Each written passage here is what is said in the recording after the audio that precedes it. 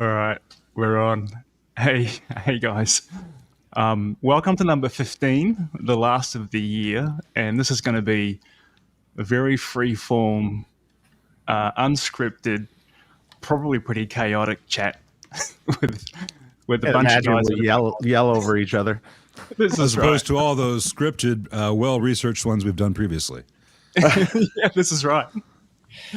A bit of a roundtable discussion. I'm hoping. Like I've got a bunch of conversation starters that will hopefully generate, some decent dialogue. And I would obviously welcome anyone else to jump in with anything. So we're going to start with. Well, I'm just going to say one thing. I'm Dave. good for about an hour, and then I got to go. That's all good. This is a complete free form. Jump Set a in, timer. jump out. For anyone who's not on yet, I know the smart guys are holding back. You see, the other guys that got the invite, who had already been on the channel earlier, are sitting back right now looking at how does this Well, if go. everyone times it right, as people drop out, new people come in. I waited 5 minutes thinking I'd be fashionably late, but you hadn't even started yet. So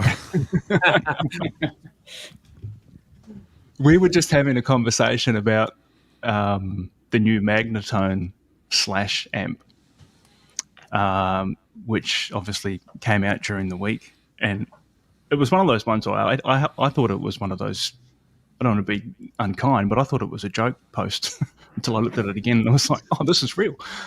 Probably because of the cosmetics, it just looked so martially, the way it looked. So we were just having a chat about this just before we went on air to get some kind of first reactions. Dave, what do you think, mate? It's a lot of money for, I would think, a single channel amp, kind of. I mean, it is channel switching between gains, I think. There's been no videos yet. You would kind of think that they would have that video prepared before they goes up for launching. pre-sale, right? I do want to come back. That's actually a great topic to talk about when we get a chance to. Actually, is about like the best way to release products and in the current. I'm not so sure there is any great way to release products. Well, you've certainly got some experience, Dave, and we're all keen to learn from it. But so Santiago, we were talking about just before we came on air about your most recent dealings with Slash, and quite recent, yeah. They're very fascinating. Yeah, it was about, I don't know, I was still in Marshall maybe 1.5 years ago or something like that. And he approached me. I mean, Slash came because he bought some amps from Lemmy, apparently, from Lemmy Motorhead. And he liked them a lot. And he wanted to modify some Marshalls that to be made like the Lemmy amps. So Marshall did like 2 or 3 amps. We did one first to see if he liked it. It was pretty much a Plexi standard with some push-pull pots to change the caps in the cathodes, to make it more different era. And then we changed the bass channel, the normal channel to be a bit more trebly and so on with some switch to put it back and forth. And apparently he liked it a lot. He was recording for it, for the Guns N' Roses stuff and so on. And he requested some more amps to put them on tour that were same amp with FX loop, because he wanted, the technician wanted to put effects on the loop and so on. And finally, he didn't bring them on tour because they didn't have master volume, so he couldn't do the solo, boost. So I think at the end he toured with 800s or with Jubilees or whatever it was. So that's the last interaction with him, pretty much. I mean, we talk from time to time, but the last work done for him was that. And the Magnetone, I don't know. I mean, this is nothing much online so far. I mean, it looks a bit Marshally, yes, but that's expected in a way, I guess. And I think they don't hide that is what it is. And details, no idea. I mean, this is what David says. Watching from the outside, I was very surprised that there was a lot of, oh my God, Slash left Marshall, but there wasn't any, we're Magnetone, we got Slash, neener. There was just nothing from the positive side of things. Yeah. Maybe they were waiting for the release of the amp to kind of like formalize relationship or something like that. It's hard to know. I know they've been playing them for a while in Guns N' Roses, right, Dave? Like Magnetones. The other version, the not the 100-watt version, the M80 or M80 or something. Yeah, that version. I think it's the same amp, just the 100-watt version, maybe some slight tweaks or something. They could have at least fixed the logo just a little bit, though. Yeah. So, Dave, we heard firsthand from you. I think it was the day after you'd been to see. You heard that. I wasn't. You know, I'm not saying that the Magnetones are. I think this is right. Pretty cool sounding amps. Yeah, might not be you know, that's fine. I just said it didn't sound like Slash. You know, it was more vintagey. It was less gain, less cut, less brightness, sounded kind of a muddy version of. I think he has been reducing gain over the years. You know, I mean, since I met him, was kind of high gain-ish. I mean, the AFD and all that stuff, and then everything he asked was always in the 800 and then plexi and then milder and milder. So I'm not surprised if the amp is relatively clean. I'm okay with that. It just it has to have there's a certain brightness and cut that it has to have in order for me. Or a Slash tone, is associated with his tone. That's his tone. And when you hear the old songs and it doesn't have that tone, there's something really missing, sort of. Yeah, that's interesting. But then again, this has happened in history throughout a variety of guitar players, you know. Well, you were saying Eddie Van Halen, for instance. Yeah, you know, it's just like there's a parallel there because you said, Santiago, that with Lemmy's amps, and I said to you, this is just before we came on air, that you know, was he just playing a stock super bass, you know, 1992 circuit or whatever? And you said, well, probably at the beginning, but as he aged and became more deaf, he wanted more and more treble and bite in the amp. Yeah. I mean, I've seen him in Marshall several times over the years since 2005, and every time he was coming, was asking for more treble because he couldn't hear, you know. So it was a super bass, but it was a very nice, actually, trebly guitar amp. Have you seen that, Lyle? Like, have you seen that with some of your customers as they've, you know, kind of progressed in years, that they're looking for more bite treble top end? I can never predict which it is, whether they cannot hear the treble that is there, or the treble that is there that the rest of us would say that sounds really good and balanced. To them, it's triggering a tinnitus or some sensitivity. They're like, "Oh my God, that's bright! I can't handle that at all." Mm-hmm. So there's no predicting it. Yeah, but right. So I'll Do just you make tell sure. them though? I will tell them gently that your audience will enjoy this sound, and if you find it too bright, aim it at your knees, and the audience will hear it, and your bandmates will hear it, but all the highs will go past you. Or for those who are like, I want it really spiky trebly because I can't hear treble anymore, your audience will cry, your bandmates will hate you. So angle it up at you at least, and let the sound man roll it down. I have to tell people when they're that off the average, because they will dial on a sound that people will say is terrible, therefore you are a terrible player. It's a hard thing because people are never wrong, and people have their view of the world, and that is the only view of the world they have, and you're there to say, well, actually, you know, and no one wants to be in that position. I try to be nice about it, and I try to make sure that if I need to adjust the range of a treble or a presence to accommodate their request without butchering the thing, you know, it's a balancing act. I would say actually really interesting. Front of house can do anything to it at that point if you give them a good signal. But maybe that's the new, you know, that's the new amp mod, right? Just point it in a different direction. Just put a switch on it that does all sorts of things, right? Yeah, put it up on a chair, put it up on a milk crate, angle it at you. All these crazy things, put it in a corner. You know, you guys know all this. I'm not. For those watching, I'm not telling these guys anything they haven't. I don't think we can ever win with the high end thing for people. It's oh, your amps are too dark. Okay, make them brighter. Oh, I like the old amp. Yeah, it's too hard. Yeah. What are you talking about? You just keep asking me. You wanted it brighter. Okay, it's brighter now. Well, I think a lot of guys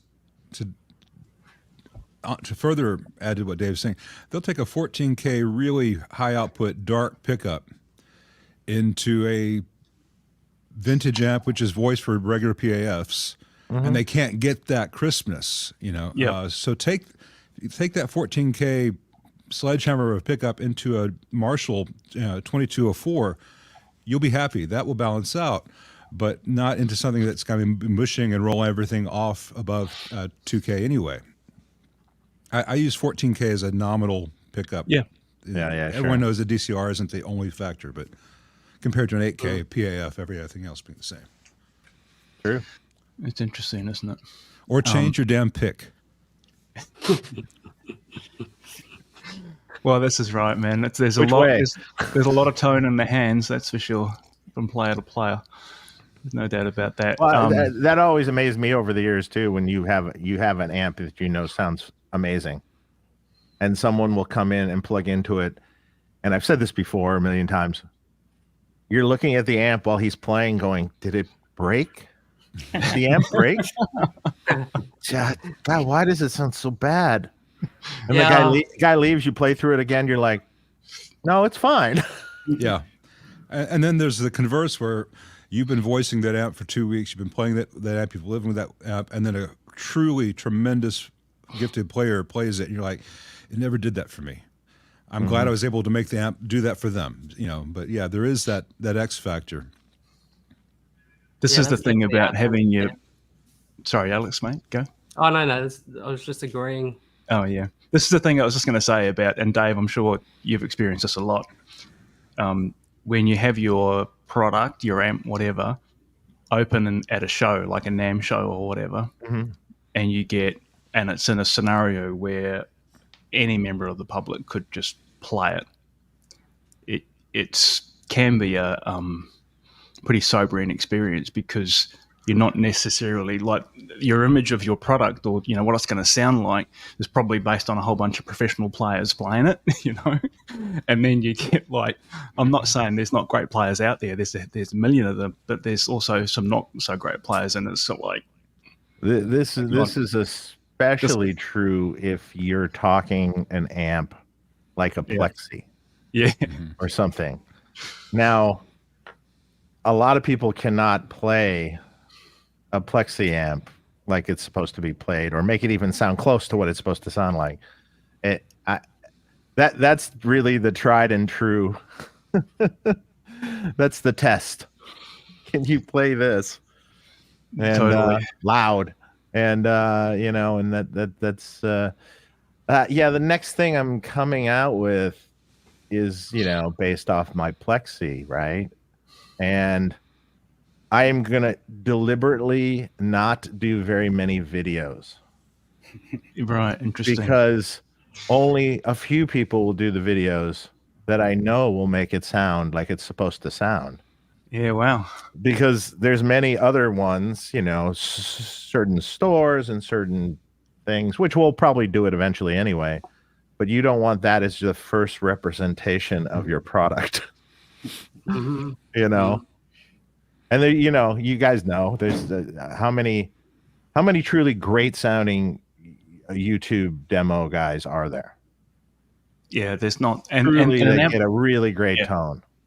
and an amp like that too. They can be, because they always sound amazing in the room, like through a cab, but they can be quite difficult to capture on a, and then get it, whether it's to tape or to, whatever, right? Whether it's, you're trying to record for an album, or you're obviously for a YouTube video. I wish it was to tape. Yeah. to the tape plug-in. Yeah.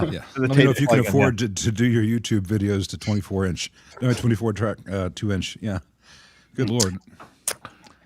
It's one of those things, like, played around with Kempers and the Quad Cortex and all that kind of stuff. And they do pretty great jobs of capturing master volume amps, but as soon as you try and put a Plexi into it, the results they're never as good. I think something to do with the complexity of the circuit. I don't know, right? This the complexity of the tones that are in a non-master volume amp. They're a lot harder to capture in devices like that, I think. How about we just say that none of them are that good? Yeah, Period. Because it's not. I don't care. I know. Yes, a useful tool. Yes. Yeah, correct. Is it needed in some instances? Oh, okay. I guess. I don't know. A lot of people did it for a lot of years without them. I'm not sure if it's really needed. Could you get a better sound out of a little tiny combo amp that's really small still and maybe quiet? Yeah, probably. There's just this one-dimensional quality to them that's veiled, generally has no depth, just kind of, and I don't care which one it is. Quad Cortex maybe being the best, but I don't know. To me, is that before, years ago, okay, everybody tried to get their sound. You look for your amps, things that suit you, and so on. Nowadays, everybody sounds the same. Yep. Everybody uses the same modeler with the same profile, with the same IR, and they all want to sound like that record. And I found it boring and uninspiring. It's very boring. A bad sounding amp where the player puts the personality, extracts whatever he can from the amp, than a perfect replication of whatever, you name it, record in a digital, modeler. Mm-hmm. Which as you say, I mean, it's a tool. It's a very good thing, I mean, has its purpose and so on.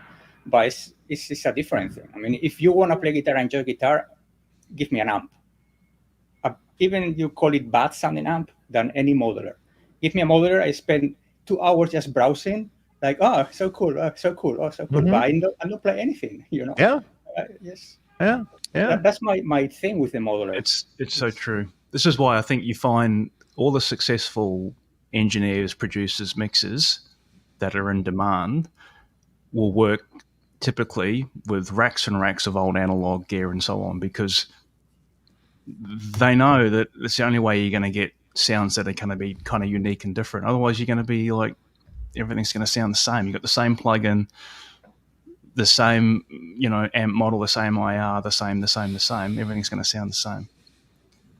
Yeah. And there is a lot of modern guitar players. It's more about the technique than the tone, if you want. I mean, you can go to YouTube and there are thousands of guitar players that do all sorts of crazy stuff. It's more focused on what they are playing than what the sound is, what the tone is. So at the end, I don't think for them is that important, the tone they get, as long as they can play what they want to play. So that's different from the past. It was not like that. Yeah. It's very true. mean, the first thing that I do is just throw up a speaker. I mean, I've got all the gear here, minus the computer. The computer's always dying, so that's why I'm borrowing my brother's. But yeah, I'd rather just plug up a speaker and just crank it. Yeah, well, it's the only way to test it, isn't it? Well, I agree with that, but I also watch, and I'm not saying this for you guys, but I have to watch on myself that I'm not becoming an old man shouting at clouds. And back in my day, for instance, my kids always liked Rush. That was my fault. And I led him to discover Dream Theater, which he also liked a lot. There's a through line there. And I said, well, check out this band Polyphia. A lot of people who like Dream Theater like Polyphia. And he was checking out. He really liked it. And I think it's because he's also really into games, and a lot of their stuff kind of approaches video game music. In a good sense. I mean it as a compliment. But I was listening to it, and I was really knocked out by the musicianship to be able to conceive that stuff and to play it. But the sounds, to me, left me very cold. I thought I was hearing an awful lot of digital modelers and effects because they were there, as opposed to because that was the best possible choice. So am I an old man shouting at clouds because I thought those sounds were kind of icy and kind of like pressing demo on a synthesizer? I have to watch that in myself. Tim Henson is the kid's name from Polyphia. Mm-hmm. Yeah.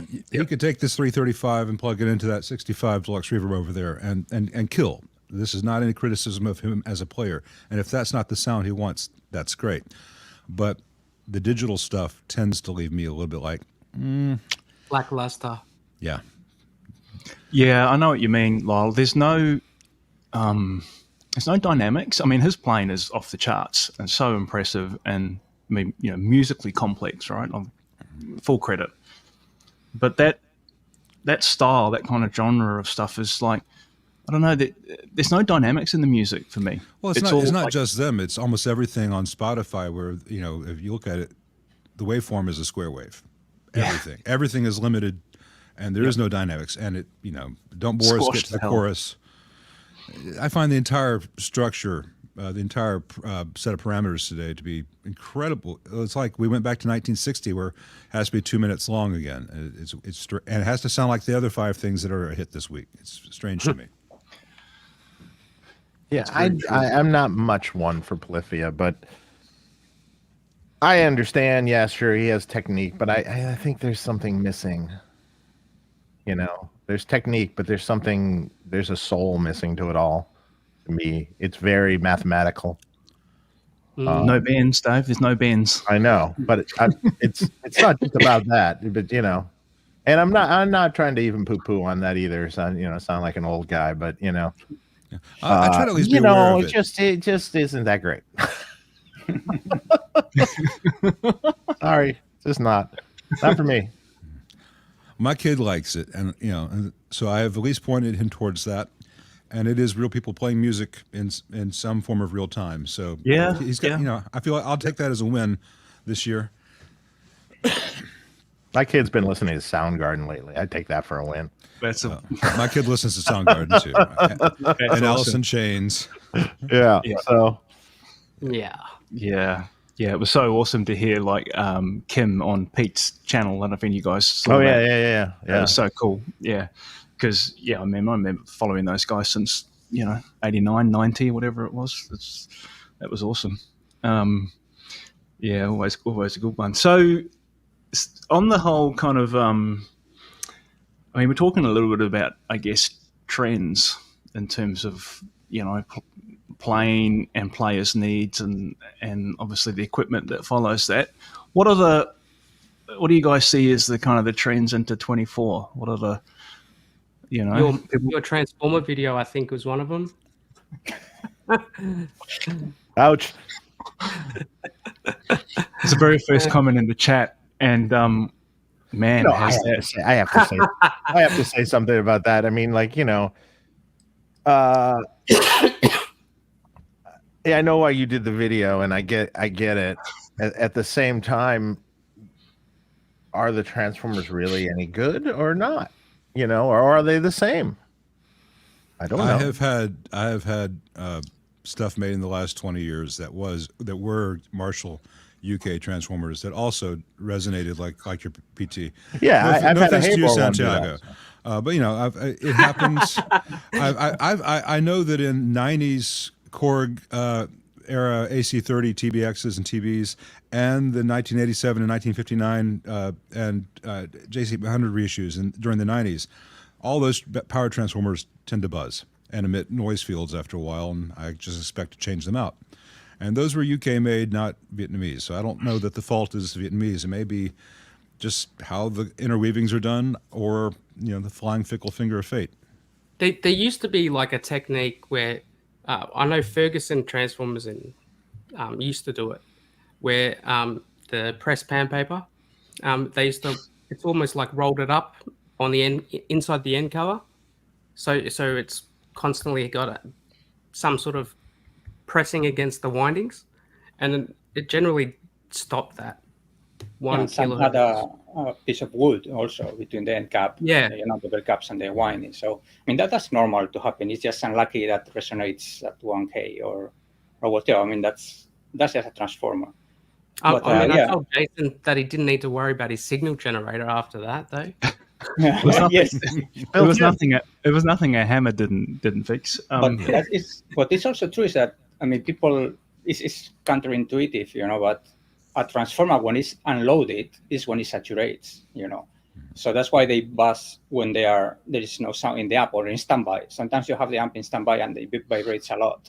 And you treat them on, and that little load in the transformer is enough to make it go into the linear area, So sometimes. It doesn't. Sometimes, of course, So it is a difficult, one. It's like, should you have left the factory like that? Probably not. Honestly, you hammer it as you did, you dent it a little bit and it stops vibrating already. So Well, transformers are weird even when they're working fine. I get tons of people with 5150s and 6105s call me and say, "Oh my God, I can hear a tiny speaker coming out of my amp." Like, yeah, that's Yeah, not a of course. transformer. That's That's normal. normal. It's fine. Are you using Normal. your amp into a load? I do ask. Yes, I am. Do you have speakers Oh. connected? Please, please. where's your speaker? In in another room Yeah. somewhere. Yeah. Yeah, another room. Yeah, yeah. Of course, you're gonna. That's normal. Every amp does that. Yes. Yeah. Those on- just on do it that- the most. But the point of that transformer thing was, are those Vietnamese or wherever made transformers? Are they really any worse than the transformers that were right before them, or are they exactly the same? I don't think so- the ones right before them were anything really No, that well, I've got special to- either. They were So horrible. I do have You know, a they're view. kind of horrible. Yeah, Yeah. I mean, that amp. I'll tell you about that video. Right, first thing is I've been accused multiple times of having a super clickbait thumbnail. 100%. Fuck yeah. Yeah, man. Make your money. Completely deliberate, and I was laughing the whole time I did it. I did ticked all the boxes on the classic YouTube footprint, right? Like I was like, everyone else is doing this, so I'm going to do it too, and it worked, right? No doubt about that. I think the thing about I guess for me, and I did say this in the clip, I said, the fact that it's Vietnamese, doesn't bother me, right? That amp sounded great. It sounded like a decent 100 watt. It'd be funny if they actually sound better than the previous transformers. They might. It was more about, I think that, from a marketing and positioning perspective, Marshall have established over time a two-tier model. Vietnamese made amps. So, I got another origin in here to bloody mod, right? My favorite job, not. But anyway, and on the back of that amp, it says made in Vietnam. And then you've got the premium price kind of flagship products that, whether they like it or not, I think people associate made in England with those amps. So it's like the Lexus Toyota thing, or if you're in Australia, it's like Qantas or Jetstar. Qantas, premium airline, it's expensive, but you get full service. And then they've got Jetstar, which is the budget airline or whatever.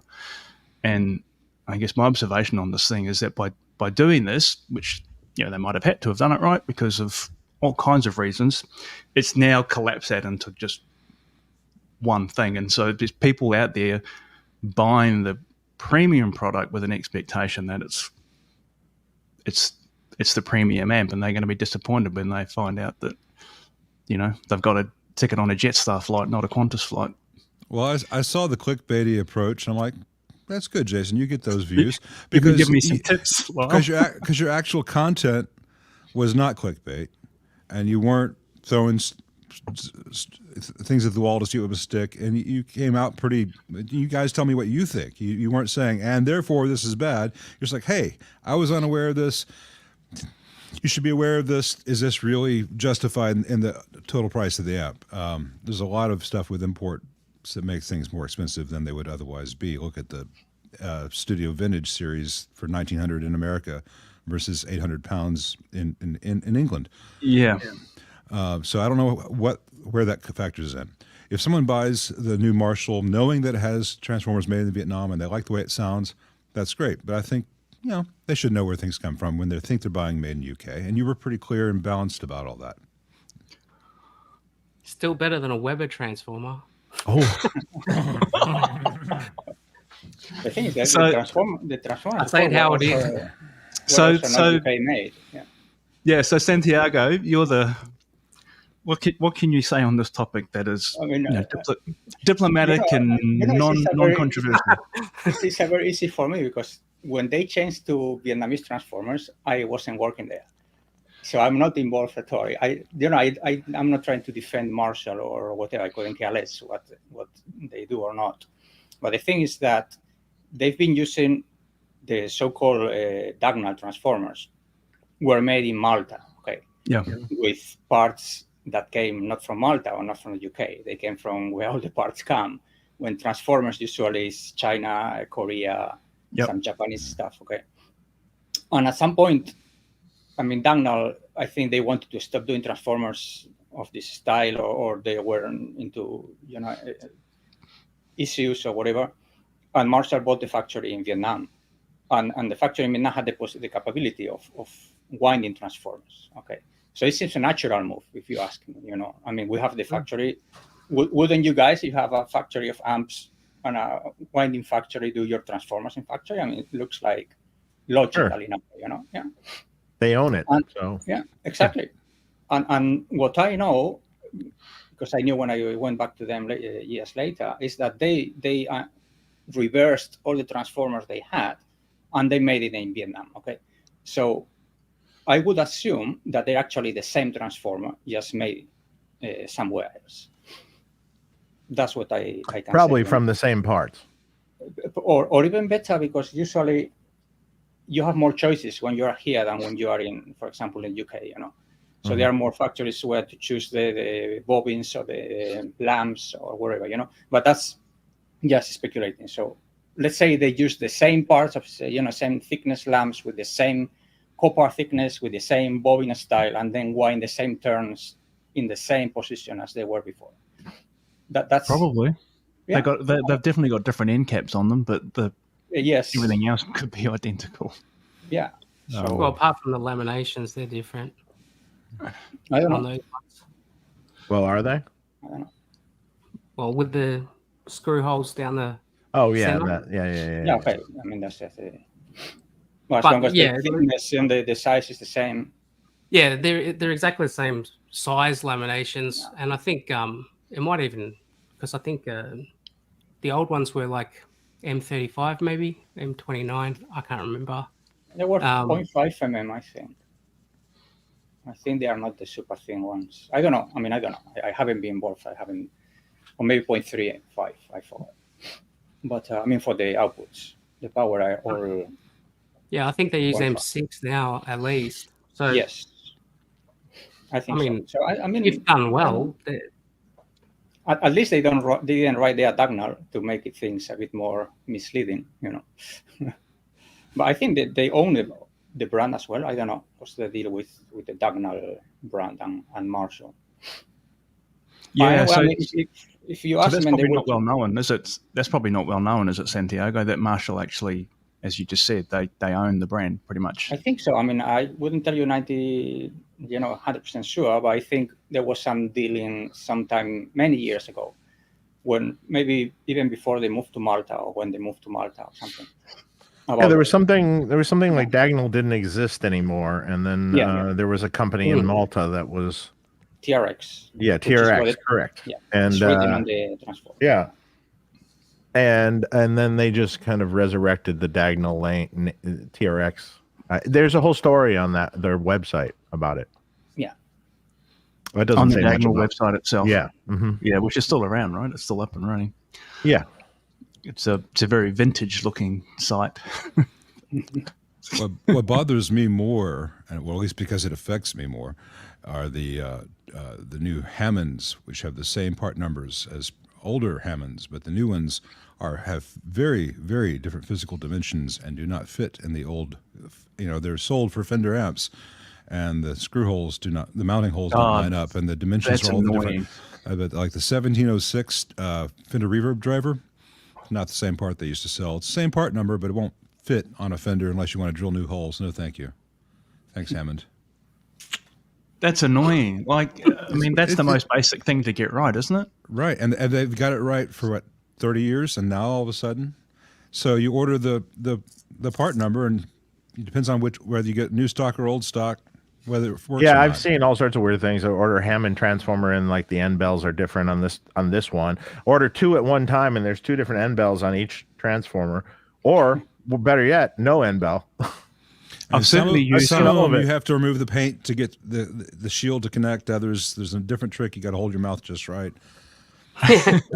I've used a few of those. The 4-hole Marshall chokes. Hammond have a so-called drop-in replacement, because you can get them if you just need one choke for an amp repair or whatever. You can get them. You can get them from Mauser, and it's free delivery and all that, which in Australia is important. Yeah. And I've found this the last couple that I've used, they don't line up. I mean, you can make it work if you kind of sweat make a little whatever you want to make, guys. Just match the data sheet. If you tell me this is what the thing is, and this is the current and the voltages and where the holes are and the size of it, I want that. Please, especially in your case, Jason, where you got to ship it across the Pacific first. Yeah, it's got to work, right? And I don't want to be drilling into a vintage amp. Thank you And very Hammond much. is not a nice company to do returns with. Okay. You know, Santiago and David, you may have had different experiences just because you've been in position to order large quantities, so they have to treat you nicely. Oh, I don't order anything from Hammond, so I don't know. I never did. I order Their from returns Habor and are horrible. Habor and Habor. yeah. Has anyone had much experience with the Hammond output transformers? Just kind of tonally, like how do they stack up? I put one of their twin transformers in a 5150 or 6105 because the PV part was not available anywhere, and I was like, yeah, this will work just fine. 46L6s. It was fine. It sounded just like the old one. Only actually it didn't. The little speaker was much quieter with the Hammond than with the original PV. Whoever made the PV one. I did a shootout with a M6 Habor, 83, whatever the same output transformer we use, and an M19 version of that transformer, and a Mercury Plexi OT and the Hammond, and I have a transformer switcher. So you can switch in real time. Yeah. Between the different transformers. That was very enlightening. What did you find? You find very less differences than you thought you'd hear. And we found, and wait, what amp did we do it in too? I can't remember what amp we did it in. I mean, the Hammond was probably the worst of them, but it was not bad. It was just a little bit worse. The M6 Steel Habor was probably the winner. The Mercury didn't sound as bad as I thought it was going to sound. I don't generally like Mercury that much, but actually that particular one sounded good. I mean, it sounded good, usable. And the M19 is just a little more rolled off on the top end with a little more mid-range hump to it. A little more old sounding, so to speak. A little less extended top. I find a bigger difference in amps that don't have negative feedback than in amps that do. Yeah. As far as changing out transformers. You hear, especially a Vox with the EL84 is all that reflected primary. I mean, impedance, you can really tell the difference in an output transformer because there's nothing making it nicer for you. Wow, that's super interesting. Yeah. Okay. Well, again, I'm not telling Dave and Santiago anything here. I'm talking to the greater audience out there. No. I was just listening to a transformer in one common amplifier that hey, we're like interested in what these all sound like. Yeah, I mean, we've all done it. We did same tests sometimes, and it's exactly the same. Is that the differences are minor to justify spending a few $100s in a different transformer, Yeah. I mean, that's if you actually can hear. Maybe you can hear, but the average player cannot hear the differences. And if you are, for example, in a high gain amp with a lot of feedback and so on, the transformer is basically doing nothing, So if you're in an AC30 or something that you have to crank to get the sound, in the transformer is there. You hear the bandwidth of the transformer, limiting. But as soon as you go flat or a bit resonance or whatever, by its feedback and you are not distorting the power amp too much and so on, transformer effect is much less than what people may think. But the thing is that you tell them and they don't believe you. So, everything is everything. Back to Dave's original point about he's going to come up with his amp based on his 68 Plexi and finding the demos and the players to present it the way he wants. I could take that amp through greenbacks or vintage 30s and G12H30s with a 57 or a 421 or a U87 and give you 4 totally different sounds with the same amp. And some of those sounds would be an awful pairing, or just move the mic a 1/4 inch and ruin everything. And then there's the recording, and then unless you do other tricks to it, which you guys all know, unless someone's playing that back at 90 dB or more, they're not really going to have their brain and ears react to that the way it was in the room, you know. Mm-hmm. And so you listen to Back in Black, there's compression, there's tape distortion, all these things to make it sound exciting, even if we're listening back at 75 dB. But if you're in the room with a 4x12 and it's 100 dB plus, you know, everything in your brain is going haywire. That's interesting. I must pay attention to this. That's a big experience. It's tricky to record that accurately and get that across. Or you do the tricks that people would do to a mastered mixed album, but that's cheating in the context of how I present amps on my channel, at least, because then I'm saying, hey, I'm going to add sweetening to make this sound exciting to you. I don't do that. I go for accuracy. Yeah. Well, we were saying that before, right, about how hard it is to capture a sound of an amp like that. And Dave, have you been selective with reviewers on previous product releases like this? I mean, other than store videos, which we won't count store videos, they do those on their own, generally speaking. So right, yeah, we select we select exactly who's going to do the releases. I mean, I just, you know, at least if we're giving them the product to to do the review, yeah, sure. It's not really a review. It's a paid demo. Yeah. Yeah, I probably should have done that on one of mine.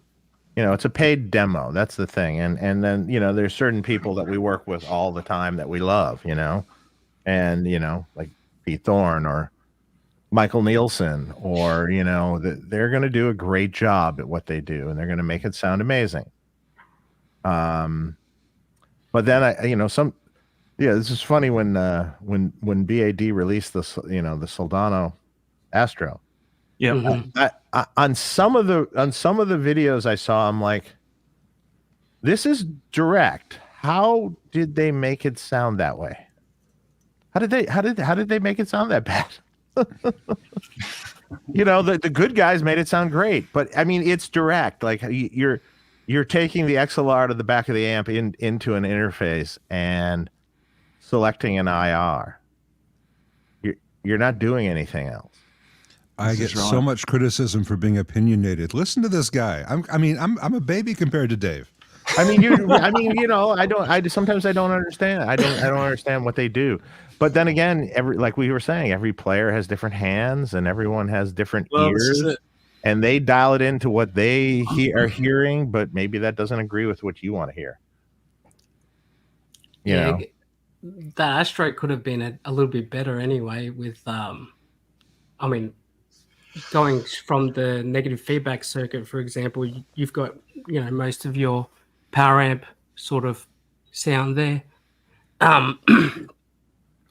And I think they used a mute switch for the cabless loading. So it's like you just basically from the effects loop return. It's like it could have been better, but and then again, it's also not an amp that is like a vintage style amp that you're cranking. Generally speaking, it's not really designed to do that. In fact, it kind of sounds like crap if you do that. Yeah, you know, it's more of a front end based tone, and that front end based tone is you're never going to distort the power section, and the vast majority of people will never turn it up loud enough to distort the power section, and at that point, it's the same, so to speak. You know, there is a curve. There's a power amp curve on it. So yeah, definitely. Yeah. But yes, you can't turn the clean channel up and distort it and get that. You're not going to get that out. And you're also missing that. I'm gonna go get some more coffee. Saturation as well.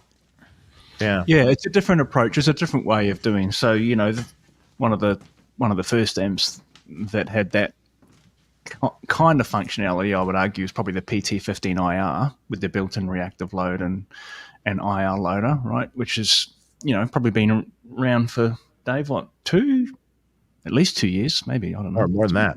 Maybe longer, yeah. Like 5. So it's been around sort of doing 5 years, oh my God. 5 or 6 years.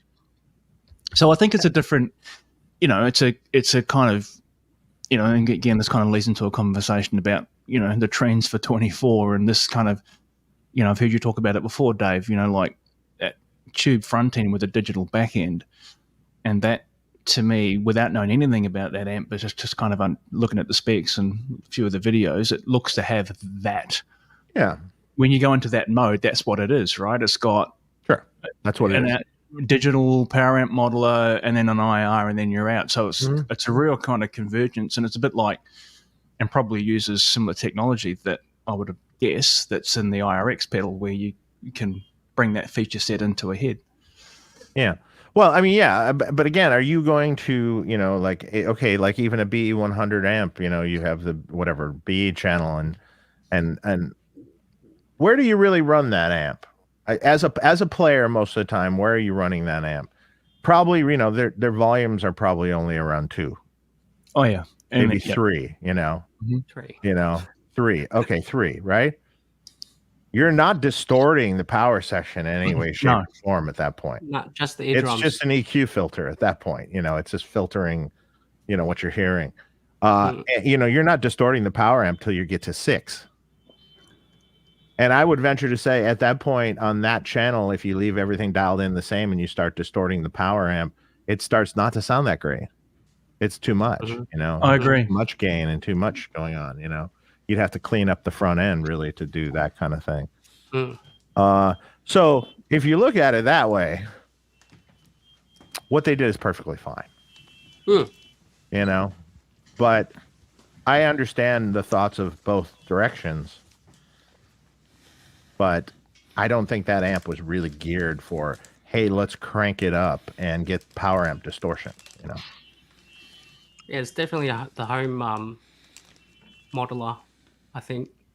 So that's I think it was quite clever. And if you're gonna put put an IR loader on a Vox, and you better put a load in it. You know what I mean?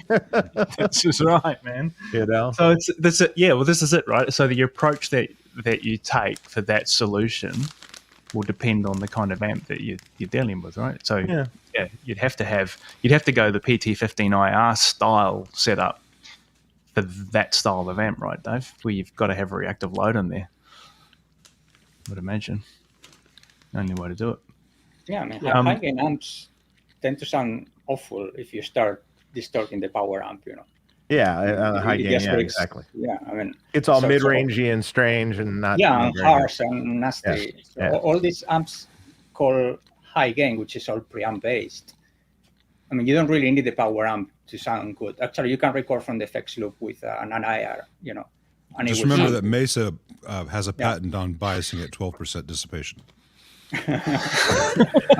And on the presence control. Yeah.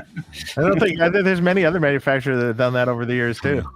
Hey, Jason and Alex, in your honor, genuine Australian licorice. Oh, look at that! Where did you find that, Matt? It's in most of the drugstores around here. You can buy it locally? Well, okay. Yeah, but it's from Ingleburn, New South Wales. So it doesn't just say Australian, it is. Very well. And that would be black licorice? Absolutely. Okay. That's Brad's state. We're I'll down have to get him to see if he can give me a discount. Vast majority of people I know hate black licorice. Not me, though. I like that. I love it's like licorice. Black licorice or absinthe or Sambuca. I love all that stuff. Raka. Uzo. I don't like cilantro, but I like licorice. So, those are the two love-hate things out there. Cilantro is coriander? Yeah. Good. Some so on this tastes like soap. On this topic, I'm going to go to You're going to talk about licorice now? Yeah, licorice. That's the topic we're on now? This is my cue to move the conversation to the Okay, go.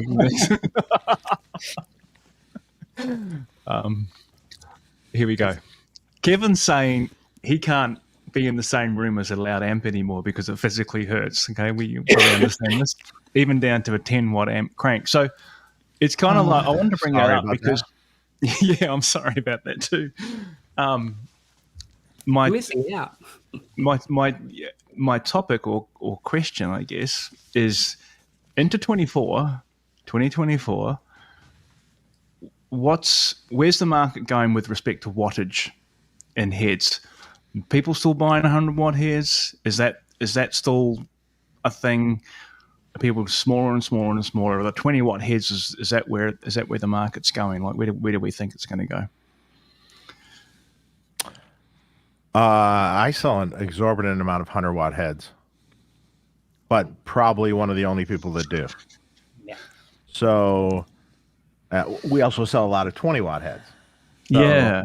Vendors say probably more 20-watt heads than 100-watt heads.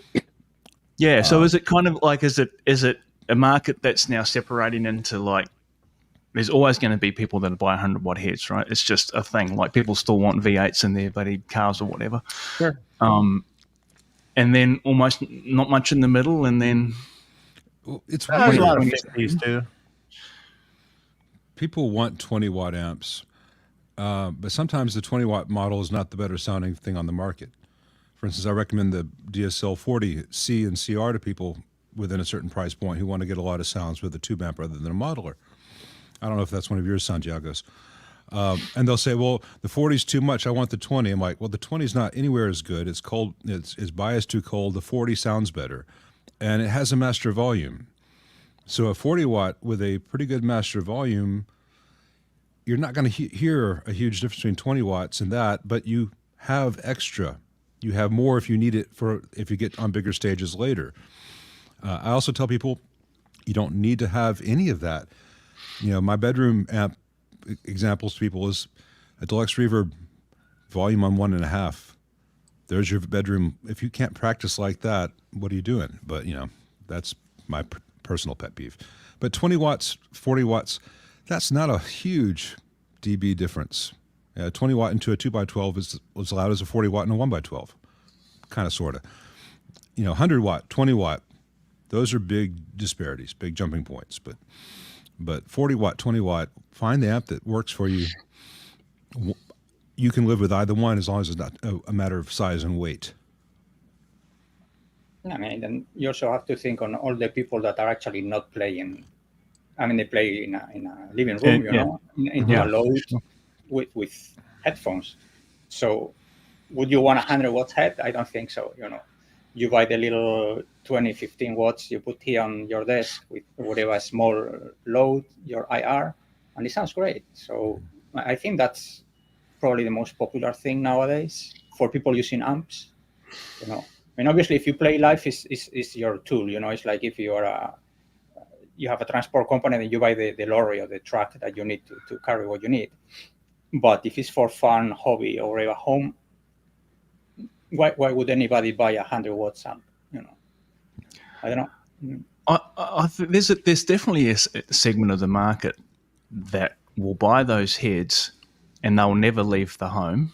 Those heads, but it's part of it's almost like collectors. It's a collection of expensive things that aren't necessarily cranked up. We love those people. People, I know, Dave. Man, I'm absolutely, because they're like collectors. It's like they want to have it. It's like, why do people spend $20,000 on a watch? I don't know. Lyle, you would know this. You would know because I would not spend $20,000 on a watch. But people do, right? This is a $200 watch with a $50 band added to it because I'm fancy that way. But no, I spend my money on 335s. This is just a watch. Wasn't it you? Wasn't it you that said when you were on? I can't remember. I'm sure it was you that said you like watches, right? I do like watches. I've got about a dozen, but none of them are over 1,000. Most are under 100. Or under 200. I'd rather have a collection of good watches for every occasion, where I won't get robbed for one, and I don't have to go without anything. But I'm not going to spend $335 money on a watch. It tells me what time it is.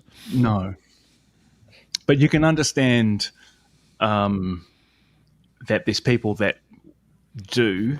Yeah, and some of them truly appreciate the craftsmanship and work and science and skill that goes into making an actual mechanical watch where everything is just so. And then people will spend $5,000 to $10,000 on one, and if they can afford afford it, that's great. That's saying, yeah, I want a pre-war Martin, or I want a 64 Strat rather than I want a good Strat. You seek out the best because that is possible to you, and that's fine.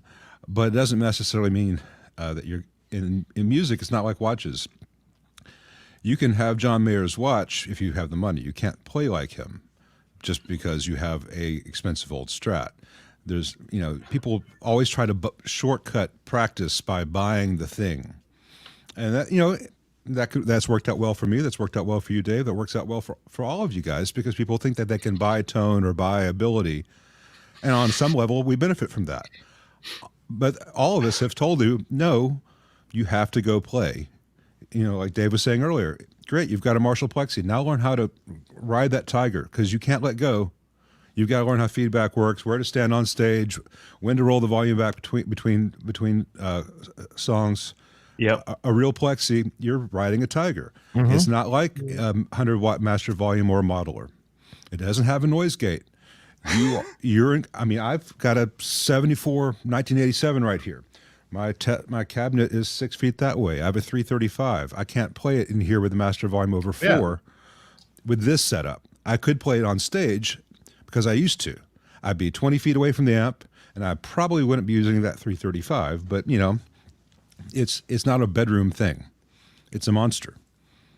100%. Dave, while you're still here, and again, this is the topic we were chatting about just before we came on air, the new Jimmy Page amp. So I want to see if we can get your thoughts on this, because it's $22,000, I think, for a half stack.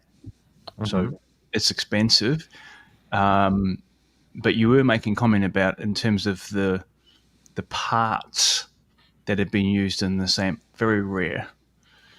Yeah, they're I don't know what the speaker situation is for that. I think you're paying mostly for the the head itself and the signature, of course, but because they're all hand signed, so it's really a collector's piece, so to speak, but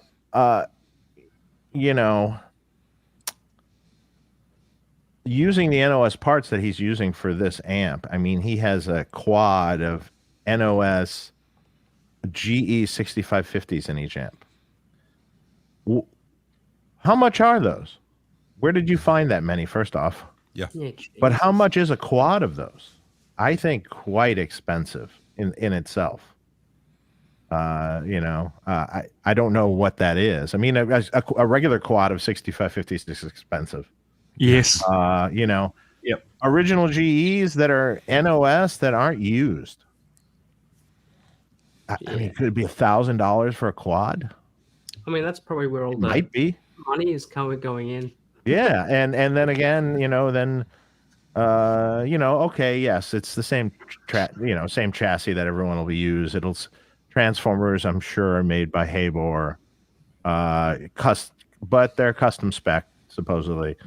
And as far as the NOS parts that he's using, I haven't seen the inside. I don't know exactly, but it's mustard caps and things like that. Whatever was in Jimmy's amp to as close as you could possibly get. It's Mitch. It's so good. Knowing Mitch, he found all the parts for it, and all that stuff, man, that's thousands and thousands of dollars of just parts. And have they got any kind of warranty on the tubes? Do we know? Because you'd be pretty upset if one of your quads died on the second day that you took delivery of the amp, which is entirely possible. Yeah, I guess legally they must. It's possible, but man, those GE tubes are really particularly tough. I've had those 6550s come in amps that are like 30 years old, and you're looking at them and you're like, well, they're still putting out full wattage, and they're still working, and they sound good, And yeah, he probably pulls one right now, right? RCAs, these are still going from 1974. Yeah. So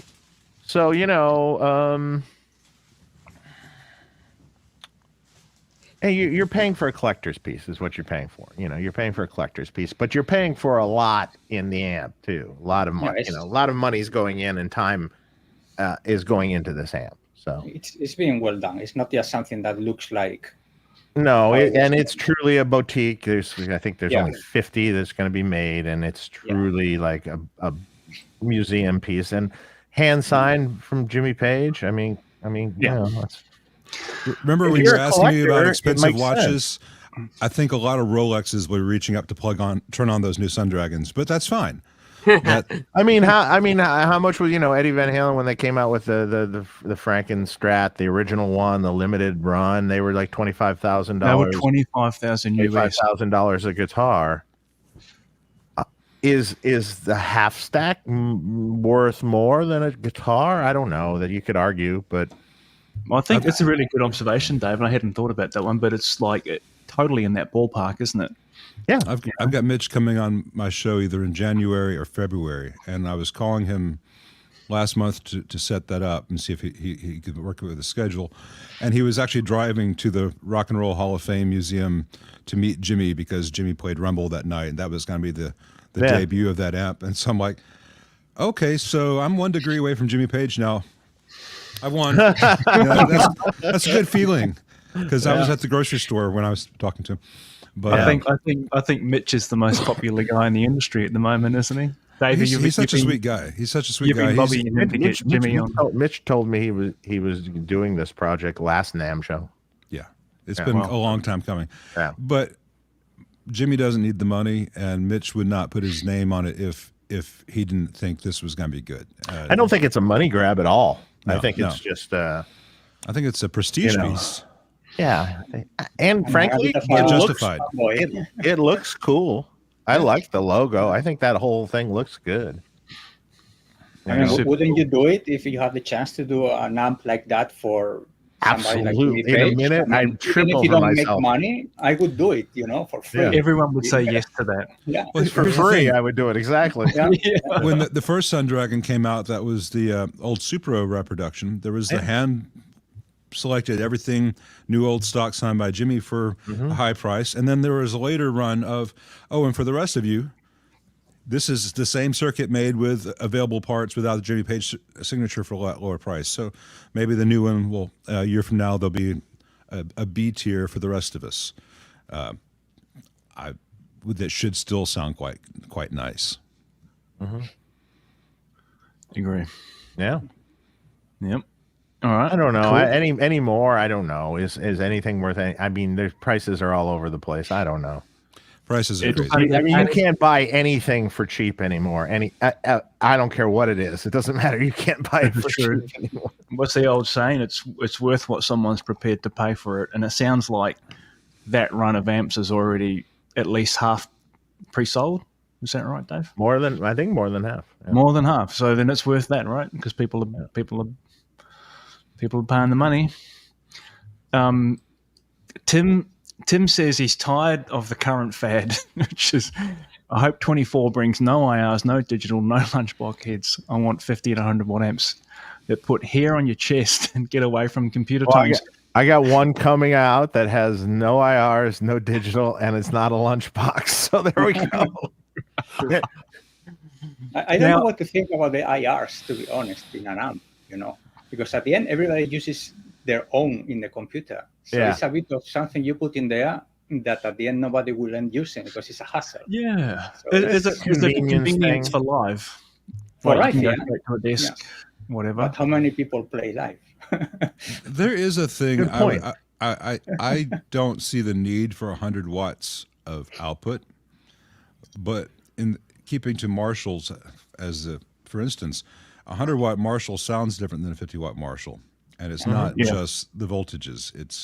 It's the transconductance and parallel GM and of the tubes and all that. So it's and you can't quite get there with 4.6v6s. It's also a half wave bridge versus full wave. There is. bridge. I'm not sure that's the whole. I'm not saying it's the only thing. I'm not saying it's the only thing, but there's a lot more than just the voltage and the wattage is happening. It's really hard to replicate that at lower wattages with two tubes.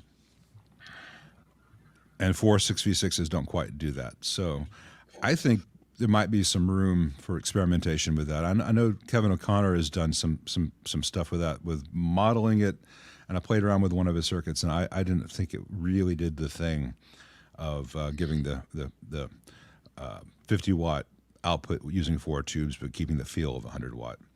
But I think that's something that could be played with, because, as Santiago said, there's so many third-party IR options out there. Once you have a dummy load, you can do almost anything with that, even if it's just on the way to the speaker. But I think, I don't know if it's going to be a trend. I would like to see a trend of shifting away from amplification into tone generating, because we have this battle with front of house engineers for low stage volume, low stage volume, low stage volume. And it's really hard to get the sound that you want out of most low wattage amps. And a lot of the intrinsic things that make a 100 watt amp exciting to play, even if you're setting it clean, are hard to do at lower wattages. I'd like to see more of the big wattage tones retained at lower volumes. It's difficult to do. I recently had my first experience of a silent rehearsal, in ears only. Don't bother going. Oh man, as a to play, man, did I miss that feedback from the like a cab. It's just like it's all I've ever done, and I'm just so used to it playing like that, And I was like, it just doesn't sound the same.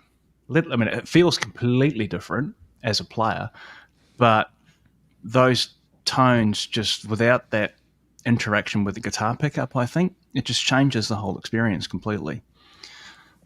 Yeah. It would have felt like that recent AC/DC concert. What was that? Were they playing with a silent stage? Yeah, silent stage. Shit, that's not like them. Wait, what? Really? I haven't heard about this. No, I haven't either. Yeah, They're old school, man. Angus is old school. I have heard that even the rehearsal space will deafen you in about 5 minutes. Yeah. Oh wait, no AC/DC. Could have been Guns. Probably. Oh, Guns cabinets are off stage. Yeah. It was like a silent stage. That's all I remember. I can't imagine it being AC/DC. Yeah. I could see GNR doing that. Yeah. It's awful too. I'm sorry. There should be some stage volume coming off the center of the stage. It always sounds vacant to me when you're listening. It doesn't matter where you're standing. It just sounds vacant. And if you have a silent stage, forget about anyone near the front of the stage. Just forget it. You're going to get the worst sound you're ever going to have in your life, because there's nothing there. You're not hearing anything. You better stand by the soundboard. 150 hertz. You better stand by the soundboard, at least to get the sound of the show. I just experienced that with Guns N' Roses' show. It was like I was there and my wife drugged me to it. And it was, it was not great. But the Black Keys, who was right before them, were amazing. Real amps, off the middle of the stage, same PA, same everything. They sounded perfect, unbelievable sounding. Then Guns came out and it was like the worst show I've ever seen. Literally the worst sounding show I've ever seen. I don't understand how the players cope with it, because it changes the tone and the experience without, as I said, without that getting that feedback loop back through your pickups and stuff, without having a cab on stage. Yeah. Whether you're going direct or not, you still. I mean, you'll probably talk about this when you're airing grievances on Tone Talk tomorrow, Dave. No oh doubt. yeah, that should be an interesting show. Talk about opinions. Wait till tomorrow. Are you going to do the feats of strength too? We're going to be you're going to be shouting at clouds for 2 hours. It's going to be awesome. I mean, like literally, clouds. like Pete and I talk about this all the time. Oh yeah.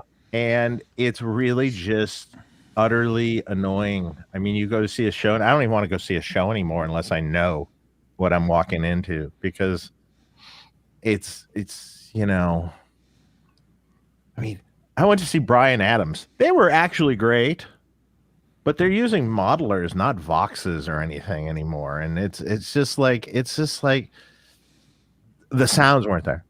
Not the same. They played great, and he sang great, but the sounds are just like, yeah, that's the song. Okay, Yeah,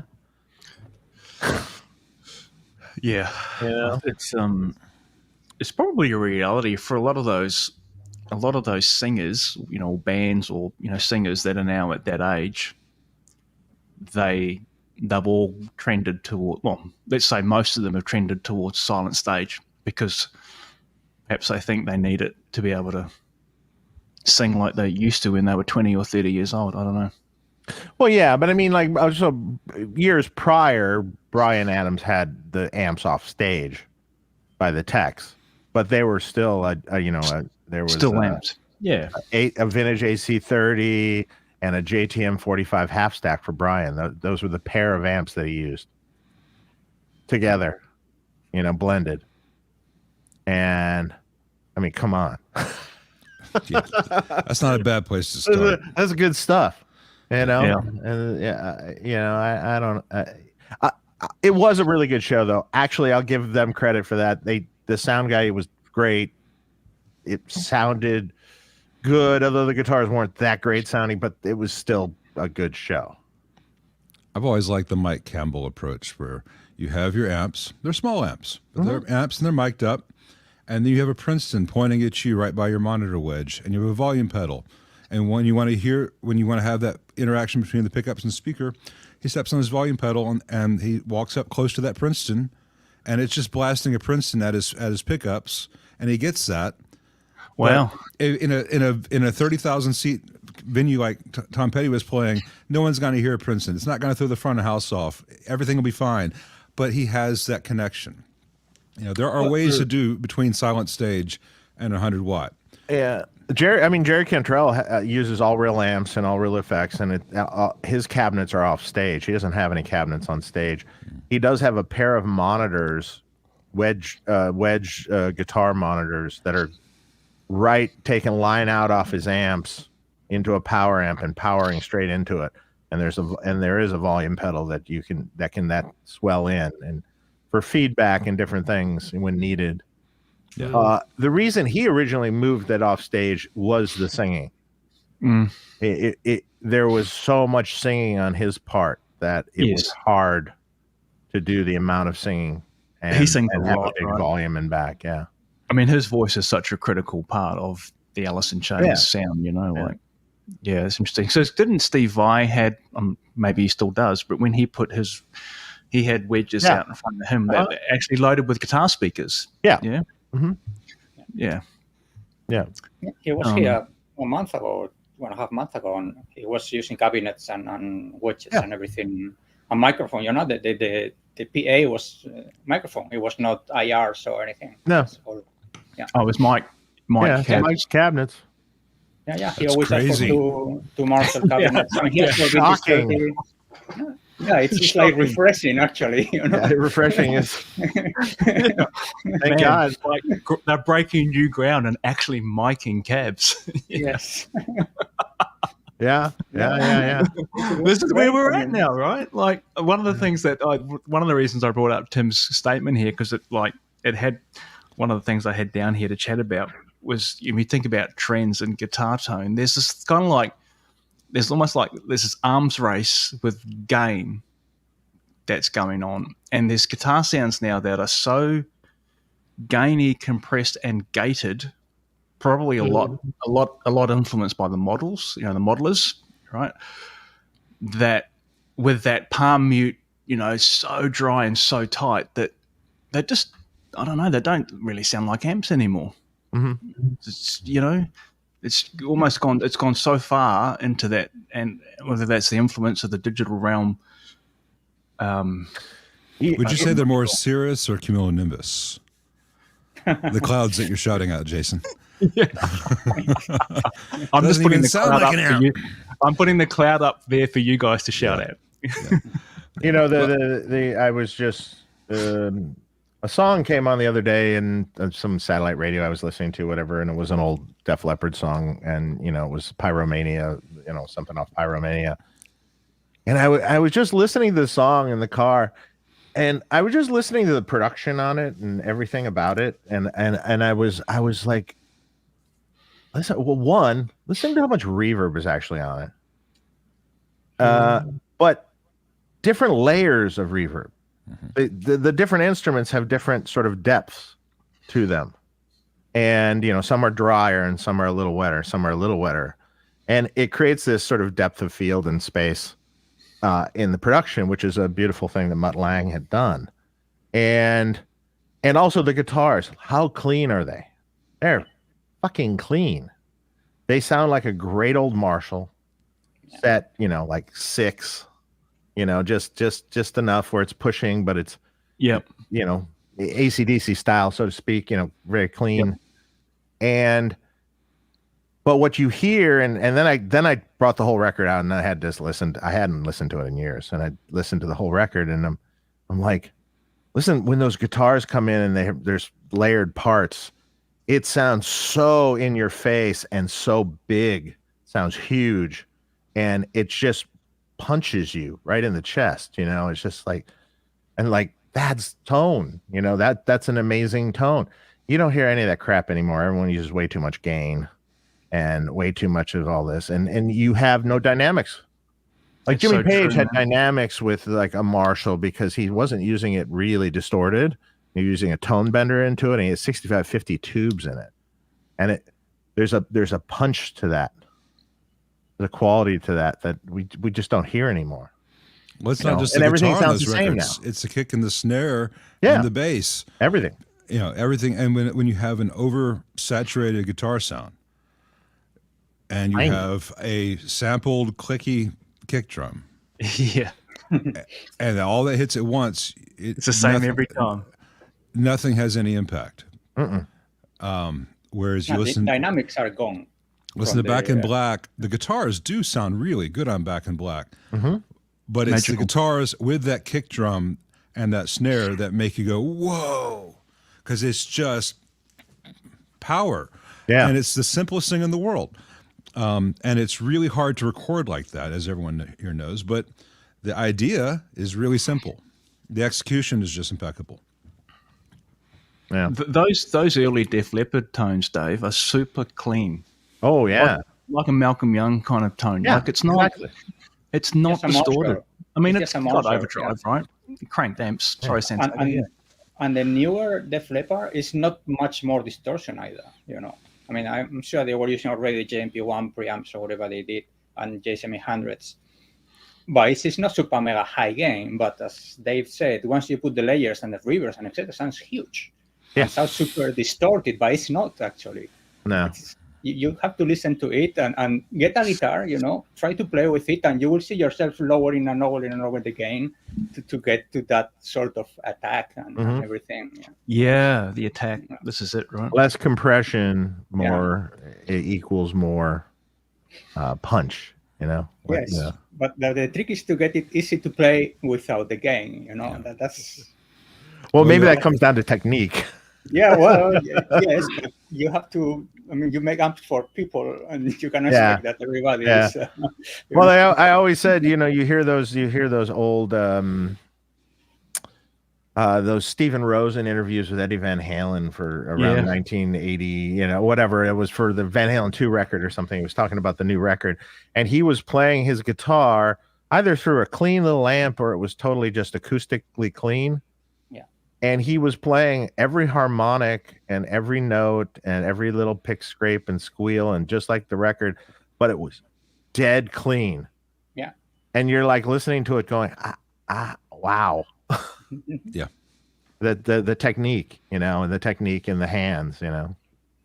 Yeah. This is on a Strat that he just picked up, right? It was Rosen's Strat. I think in so. the room. Yeah, I think so. Right. Yeah. It's in the book, right? I've been reading the Rosen book. I can't remember what it's called now.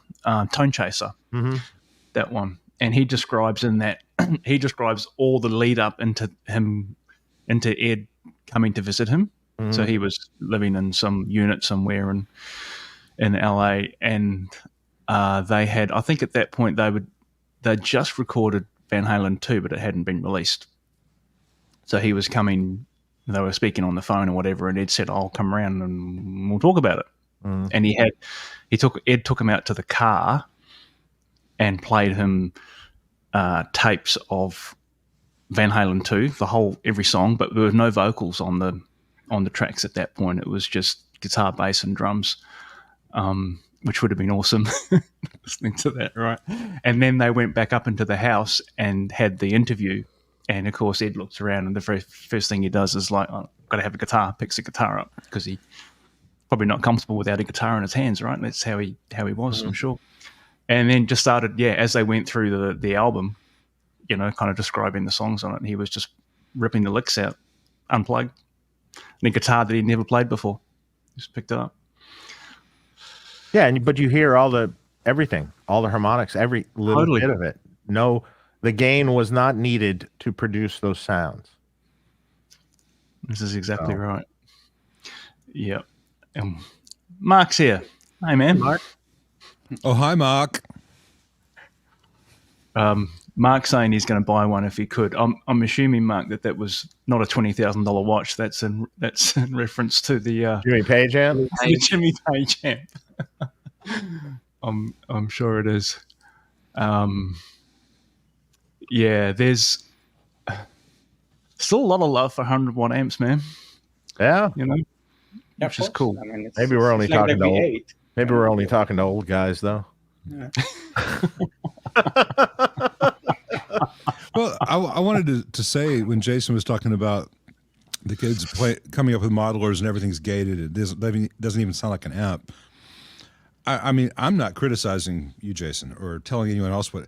I have to watch that myself, because go back to 1952 and you're the older generation. You first hear Delta 88 with that rip speaker that I Turner did. That doesn't even sound like music. Or first time someone hears Blue Cheer, or the feedback on I Feel Fine, or Van Halen 1. Mm-hmm. That's not even guitar playing at this point. That's just some piano thing. I want to make sure that I personally don't get so entrenched in one view of the world that I miss out on something great. Or the guitar on Revolution by the Beatles, where it's all 3 DI input, the channel pre's killing each other. It sounded great. I want to make sure that I'm still able to hear the next really cool sound, even if it's the antithesis of everything that I personally have been working towards. So it's a good point. You want to hear it so then you can then shout at it. I'm kidding. The only thing I had with that approach is that, for example, on Marshall, many of the guys that buy a Marshall were the guys that learned guitar with a Line 6, for example, which has a lot of gains, has a noise gate, is easy to play, and then they come and play a real amp, and they are completely lost, and it doesn't sound like the Line 6. It sounds bad to them. It's noisy. They cannot control the amp and so on. Mm-hmm. So I think sooner or later, whenever, it will be a lost art in a way. If you never play an amp and you're always playing modelers, it's a different approach to playing as well. Yeah, so, one thing people would forget too is how to actually mic up a cab. Yeah, I mean, they don't mic my cabs anymore. They always see in especially in all the IR stuff, and it's like, use a 57 with a 421 ribbon or whatever. But if they were to actually go into a studio to use that or to mic it up, they wouldn't have a clue what they were looking at. Yeah. Mm-hmm. And there is also a lot of, they want to hear what they hear in the record, and an amp in a room doesn't sound like what's in the record. I mean, can be best, can be worse, but it's a different experience, okay? Mm-hmm. So, and that's, again, back to my point that everybody now wants to sound the same as everybody else and as they heard in a record. So that's part, I mean, that's linked to what Jason said the little, the young guys with the gates and a lot of gain. So Yeah. it's all getting too narrow, and too polarized in a way. So either you are super mega high gain, whatever super mega compressed rectifier with a tube screamer, or you go super clean with a compressor to whatever, So it's getting... Again, I mean, there's definitely a market for that, right? I mean, we will see it. We all see it, that there's this thing where, particularly on some of those gear forums like Groom Noodlers and so on, where just insanely high gain amp is demoed or whatever, and then the comments, oh, that's fucking awesome, amazing, wow, da da da da, like, and as a, like, when you think about it, do you, in terms of product development, Dave, I'll be interested in your comments on this, right? Like, do you think about, well, I only want to go forward with amps that I like and would play, or do I kind of cross the boundary and do things that I already crossed my boundary? But, I might not like it, but I know I can sell it, Yeah, I already crossed my boundary, and then they still say it's not enough gain, so I don't know. Yeah. Hey, Jet. Aloha. Hello. Hi there. How you doing? I guess you got my message. I did. I kind of forgot. It's been a pretty busy day, so. When did you cross the boundary, Dave? What do you think? When did that happen? Of too much? What? Too much. I mean, HVE? Come on. yeah, probably. It's too much, I think, but that's me. I'd rather have it more cleaner. Yeah. Well, it goes hand in hand with volume, doesn't it? I think that if you It can. I mean, but even at lower volumes, I mean, to be honest, I mean, like if you practice your playing and stuff, you can, you can make it work. The sustain with your fingers can happen. It just you have to work at the playing. You do. It makes it harder. I always said, like, a young kid should be locked in a room with a single channel amp and a guitar and a volume knob, and this is all you have. Now get all these sounds out of it. Well, that's how all our heroes learnt, right? Yeah. Right? Because that's all they had. Yeah. Yeah. Chris is asking, didn't Jimmy Page's 70s amps have KT88s? Does anyone know the answer to that? I was 4, so. Yes, he used KT88s, but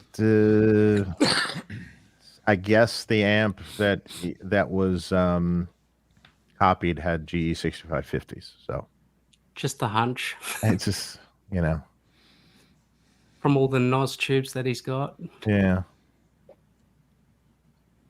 I mean, being in England, it's logical to think that he had KTs, Yeah. English tubes. So. Not that much different. Yeah, not that different. I'm just looking through the chat here, guys. While I'm doing that, I'm going to ask, what was the most interesting or rare amp that you worked on in 23? Lyle, I'll ask you first, man. You go.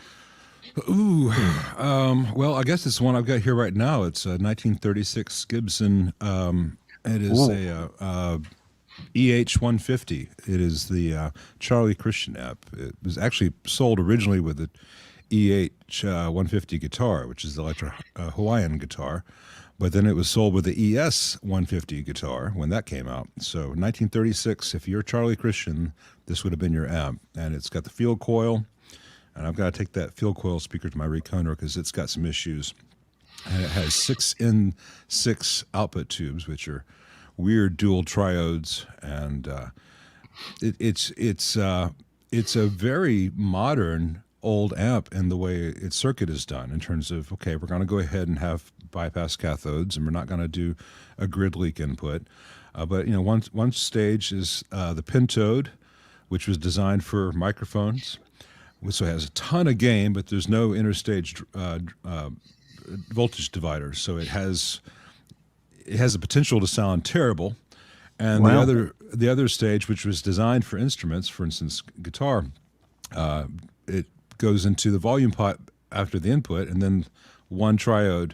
And so that volume on the amp is just duplicating the volume on your guitar. So you could just leave it on 10 and do the same thing with your guitar.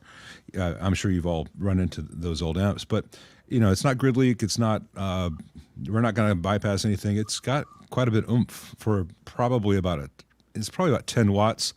37 they came out with a new version of that, which had 6L6s, which was a brand new tube, and it went to a whole 20 watts. Wow. But so I guess 36 is going to be probably the most rare amp I'll have for a good long while. Man, that is old. And how much work has that amp had on it over its life, Lyle? Did it look like? It had been recapped well with some F&Ts. Not the prettiest work I've seen, but it was okay.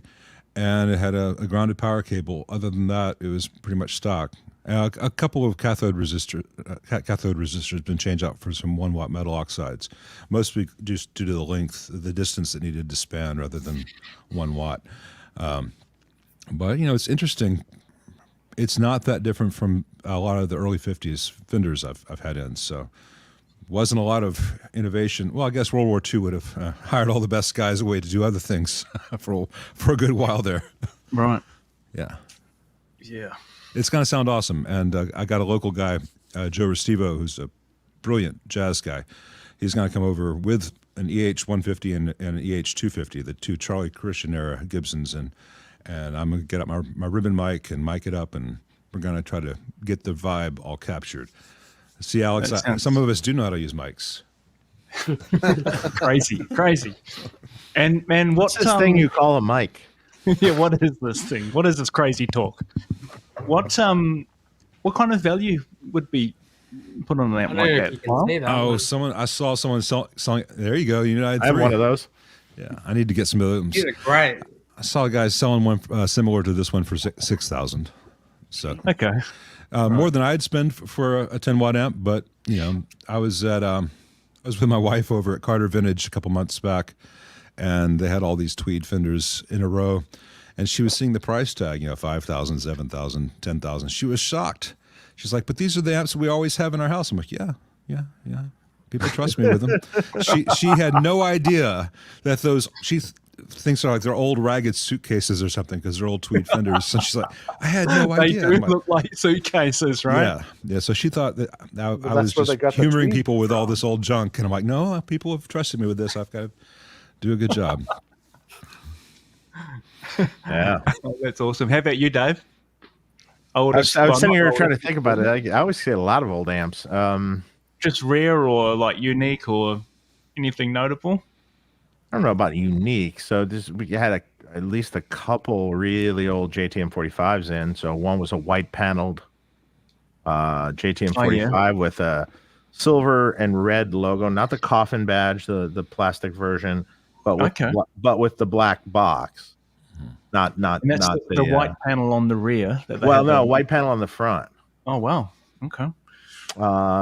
There were several variations of those early 45s, starting with the coffin badge one and then moving on. So there's like, let's put a silver and red logo on this black box with gold trim. Why not?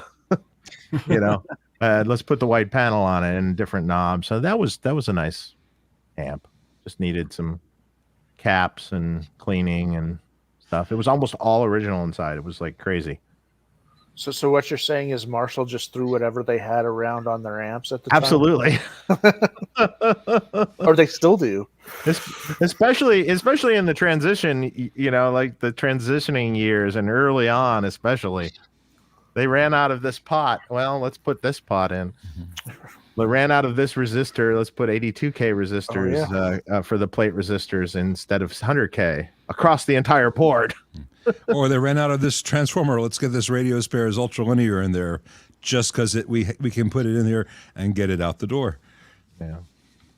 Oh, no 25K pots today. Let's use 50. Yeah. Well, I prefer the 50K though. Yeah, I Yeah. Well, that's what was in Ed's amp. So, and Makes it a does make difference, a man. difference. It does make a difference. You can easily put that on a switch and test it. Just makes a huge difference. I like using the 50K actually log pots on the mid pot. Yeah, that's great. I agree. I haven't tried the log. I've only tried linear. 50K log, did you say, Jed? Yeah. Yeah, just 50K log. where the taper is going to be. It's won't Yeah, won't go all the way to the very end, so to speak. Yeah.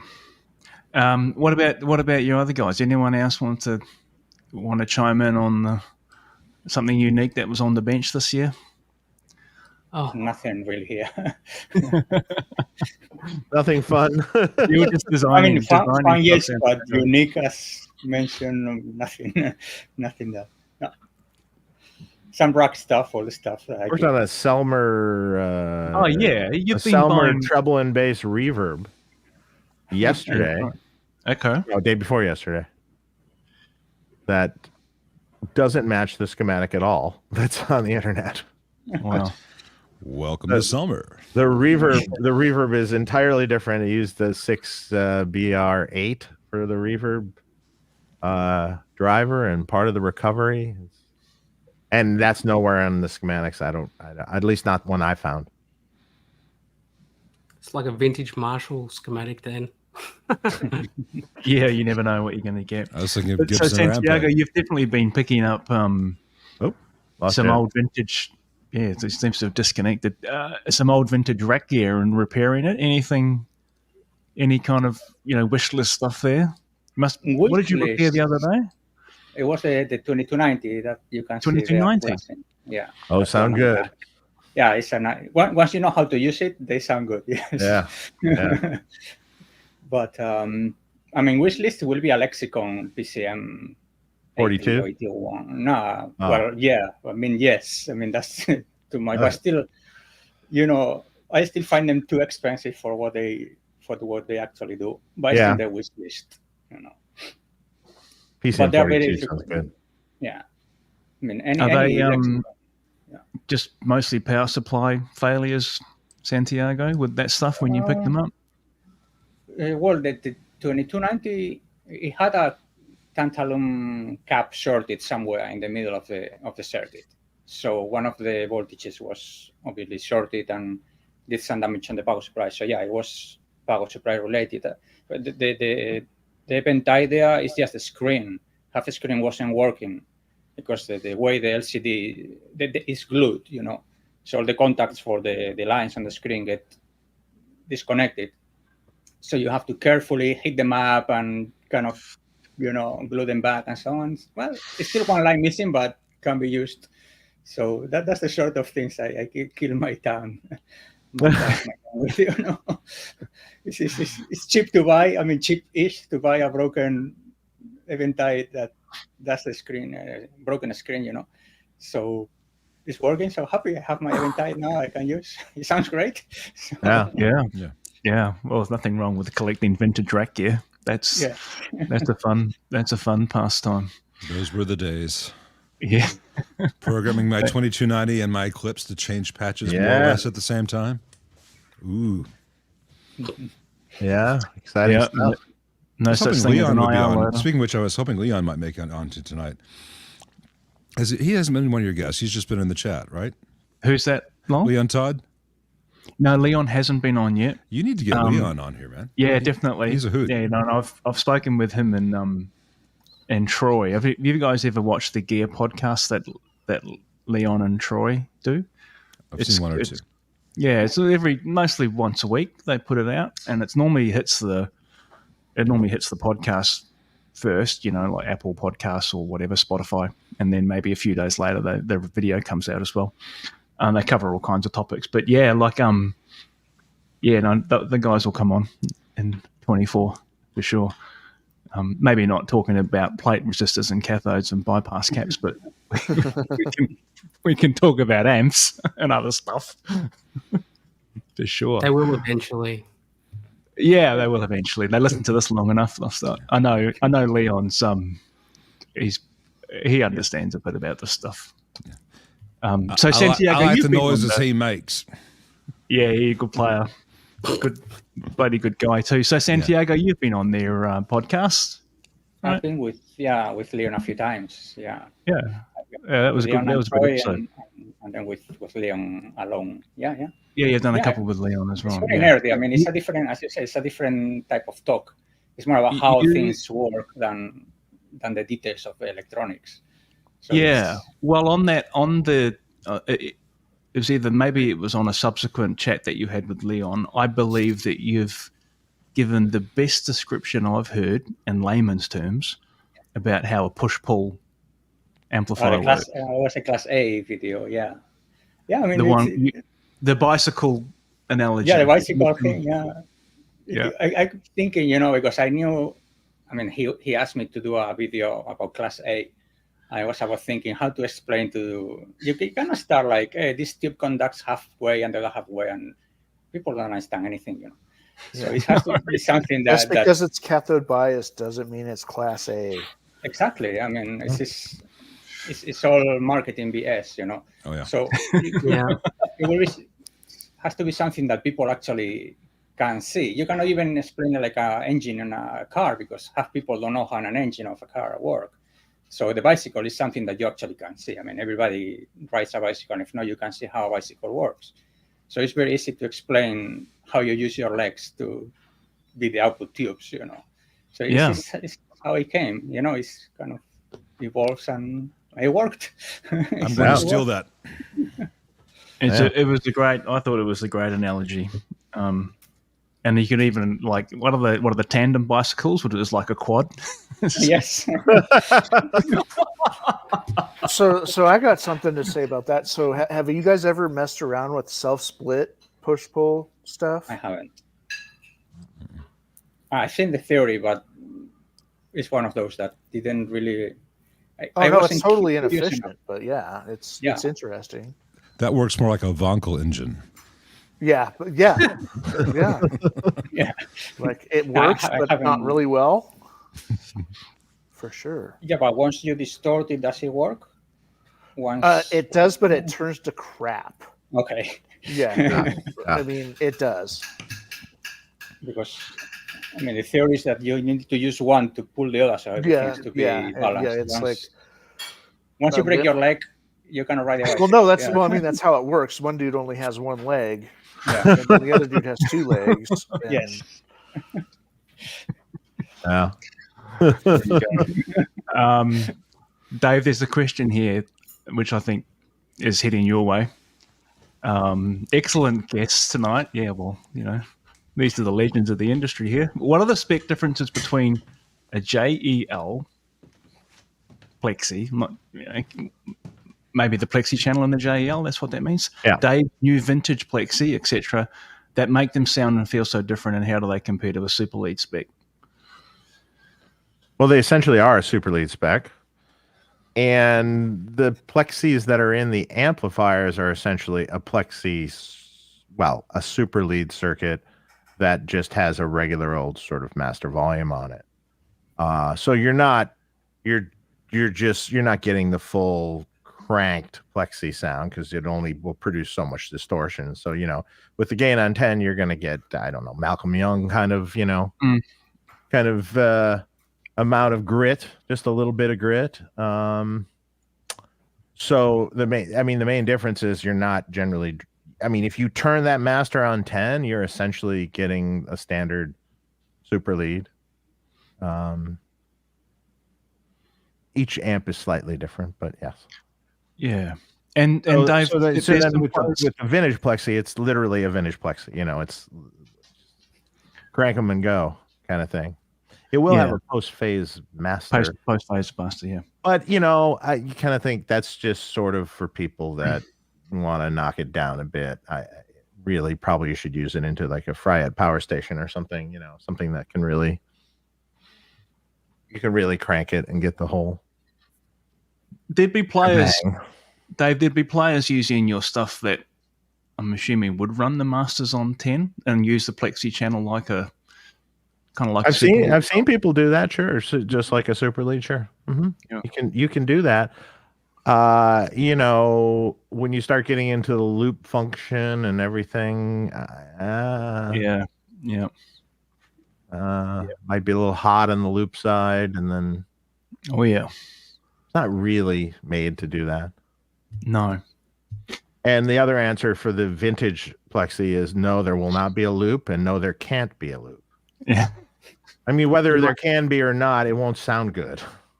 Will you have like 2 gains with 1 master volume? Yeah, well, this is right, Alex. This is it. But this is one of the it's one of the questions that is asked, or it's maybe a feature request that is asked so often in the forums and so on for Plexi style amplifiers, and it's just a bit of knowledge that seems to be lost, that you can't successfully put a loop in. Here's how you kind of, someone put this, I forgot who actually said this, but it was sort of he's like, try this. So in your effects loop of your amp, put a tube screamer after your delay, or put an overdrive pedal after your delay in the loop. Yep. That's sort of what it's going to sound like. Because you're distorting the phase inverter of the amp, with post loop. You're distorting the phase inverter of the amp, and then the whole power section, but mostly the phase inverter. And it's going to sound like you put that delay pedal in front of the amp. I mean, what's the difference?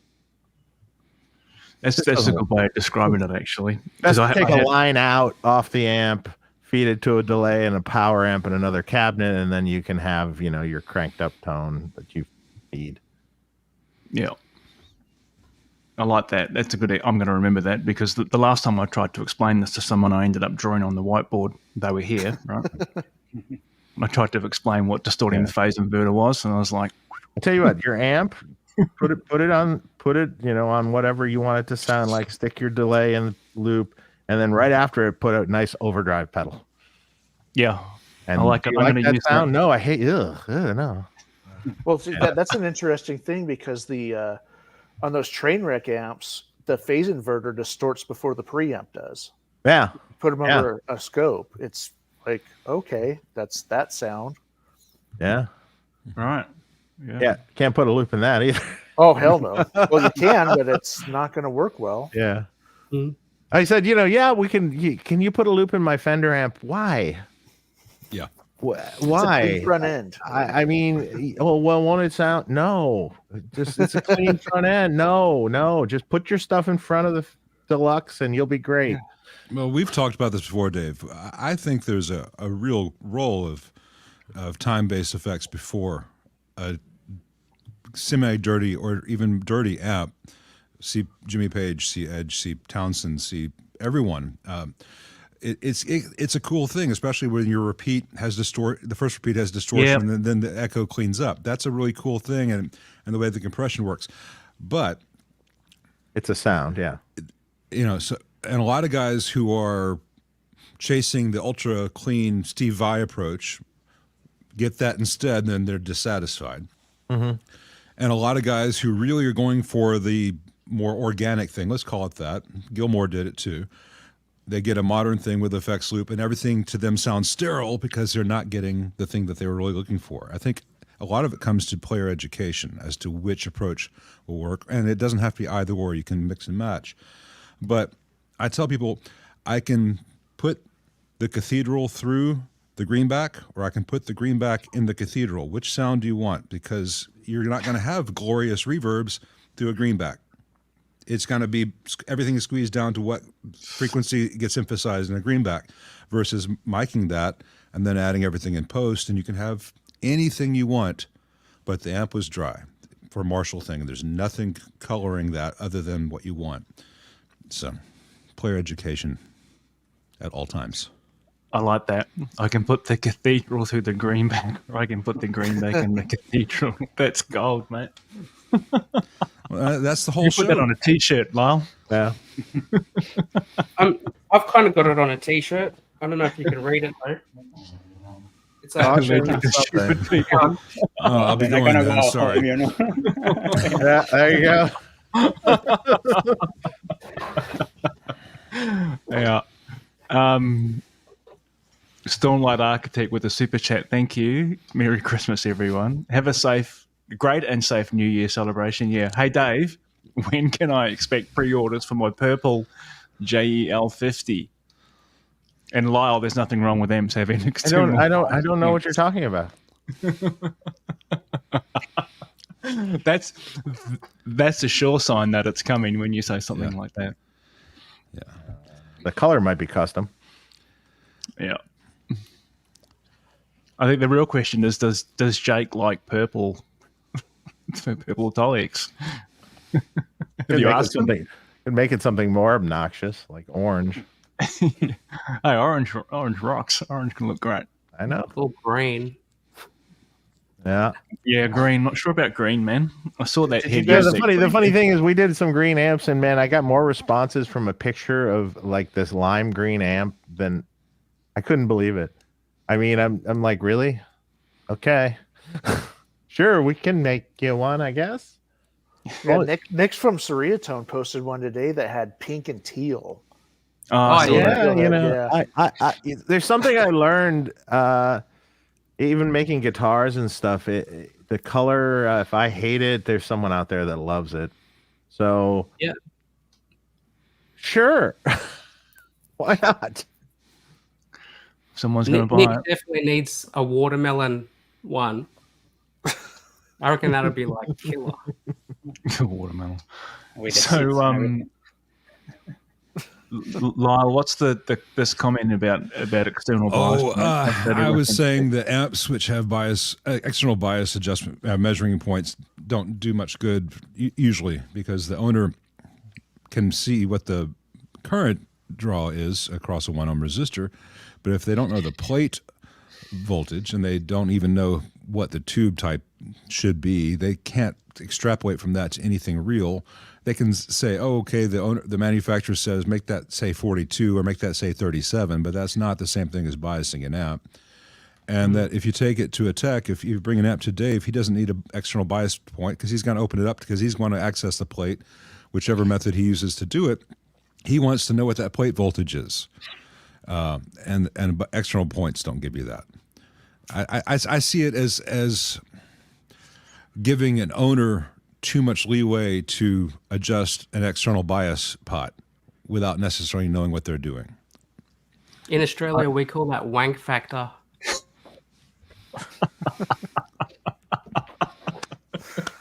We do. You know, the external bias point, though, I mean, like if you are a manufacturer and you put this, I have never put it on an amp, but if you put it on your amp and you know that, you know, your plate voltage for your amp is this, and you suggest a range between these two numbers, you know, a lot of people, you know, I've run into, especially these days, there are no techs in their town. Welcome to me. None, zero, none at all, you know, anywhere, even close to them. And for them, you know, buying a set of tubes and sticking a meter in there and setting the bias to the recommended range, I think it's probably a good idea. I think it can be a good idea. I think when you have individual bias measurements per side and more than one bias pot, things are going to go wrong for most owners. And any externally available bias pot where someone's buddy can say, hey, what's this thing do? Yeah. Is a bad idea. Make it a little bit hard to access, make you have to think about what you're doing, and then have very specific things saying 37 to 42 is if your meter set to DC measures that, you're okay. That's fine. But people seeking that out as a feature that their app has to have, or dual bias per side, like or JCM per 2000, yeah, or per tube, yeah, it's a solution in search of a problem that actually causes problems. Well, what if you're using those RV6 lock nuts on them? Those are great, but how many manufacturers are going to put a $12 pot in there? Well, you can find them for cheaper than that if you look around. But well, there is one that Weber sells, but but I don't want to get it started on Weber. There's the PEC one, which is the one that I would choose if I did do that. Is about $11. In larger quantities, it would come down a little bit, but yeah, it's still. I mean, it's a great pot, but there's no need for a 2-watt pot for a bias. Is someone going to buy an amp because it has or hasn't external bias points? I don't know. Someone will. If you get one of those with bias points and it's lime green, the line starts over there. Or it could just have the auto bias like the Slash amp. This is right. Right, Yeah. Oh, I heard a sigh. There we go. Boom, boom. Yeah. I've got this Auto bias. Complete with LED lights. Unless someone's one. saying Yeah. something about a I solution think in that's search of a just problem. one more thing for something to break. See the base breakers, the bias breakers. Yeah. Those. It's like a diode, 4 resistors, and 2 caps. How hard is a bias circuit to make that works every time? Oh, let's add an entire new circuit board, and it'll die because it will, and then you can't replace it, and because Fender doesn't stock that board anymore. Oh, you're talking about the super bass Or bass breaker thing. I thought you were talking about orange. super bassman. Yeah. The super bassman SVT, Fender's SVT-ish amp. In any of the ones that they have with the auto notoriously, bias circuit, yeah. The auto bias thing breaks. It's just overcomplication for no good reason. Computer in a car? Yeah. Computer in a Well, car. there's been computers in cars for years now, but yeah. Yeah. Didn't say it was a good idea. Any electronic fuel injection has a computer in it. Hey, Robert, thanks for the super chat, man. Appreciate that. There is another question for you, Dave. There's always a question for Dave. Scott's asking, is there phase inverter distortion in the JJ Junior? Yes. Well, I suppose if you turn it up enough, there is. Yeah. Those EL84s are going to distort before anything. So Yeah, I mean, this is true. So, yes, the 20-watt power section only has so much headroom, and they're going to distort. And so you only have so much headroom with that amp. Come on. yeah, it's an EL84 Yeah. amp. I mean, you look at them and they distort. Yeah. Yeah. In fact, we even have it toned down so the effects loop return is like really not having much there's not chilled much out? return gain into it. It's chilled out extra so so it doesn't hit the power section as hard as quickly. Dave, did you think about reducing the preamp gain in that design because you were conscious that people might be pushing the power stage harder than No. The preamp was the same as the big amp. Just we got it to a point where it sounded really good. So Yeah. I mean, yeah, but I mean, you're just distorting the power section at 3.5 already, on the master. Yeah. Which is still surprisingly loud in those little amps. Oh, EL84s get loud. They Really just- loud. Yeah. They just distort really quickly. Hell yeah. Right, we're nearly at the 2-hour mark, so I don't have too much more that I wanted to talk to you guys about. But I got another question. Start some conversation. Uh-oh. In terms of this is kind of like year in review kind of style stuff, right? The most interesting product release in 23, not necessarily your own, it could be someone else's, but was there anything that kind of like caught your eye that was like, wow, that's really kind of unique and cool that you hadn't seen before? Oh, that you just had to say that one. Like I hadn't that seen before. I've given you 2 hours to think about it. was that like that Bixby thing from Oh, that's that pedal, the game changer. I don't know. I think I saw someone put it on the guitar body itself. What is it? Like a digital sort of modulation of something. Were they trying to imitate that Telly B-bender thing? Yeah, like a Bixby bender sort of thing. It'll take this- too long to even. It's just a did bit that. like bit like the guitar tuner that was put on the volume pedal. So when you put your foot on it, you can't see it. That one. But I don't know how they did it. I just remember seeing it. I'm like, geez, that's weird. Oh, cool, whatever. And Yeah, I can't remember. I can't remember what it's called. That was a great answer, Alex. Thank you.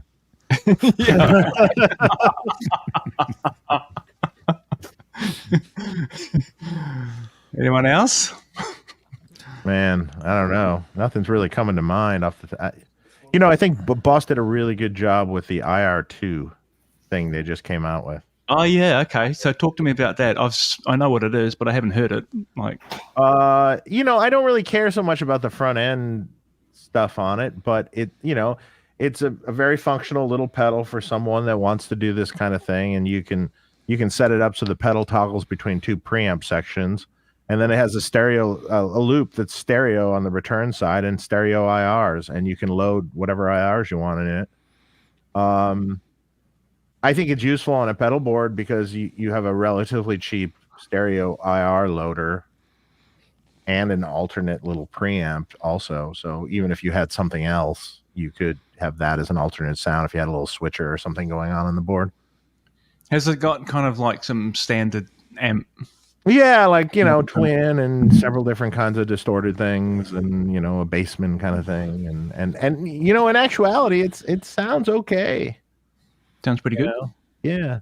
I was more interested in the stereo IR thing. Yeah. So because you could load two different IRs and kind of pan them.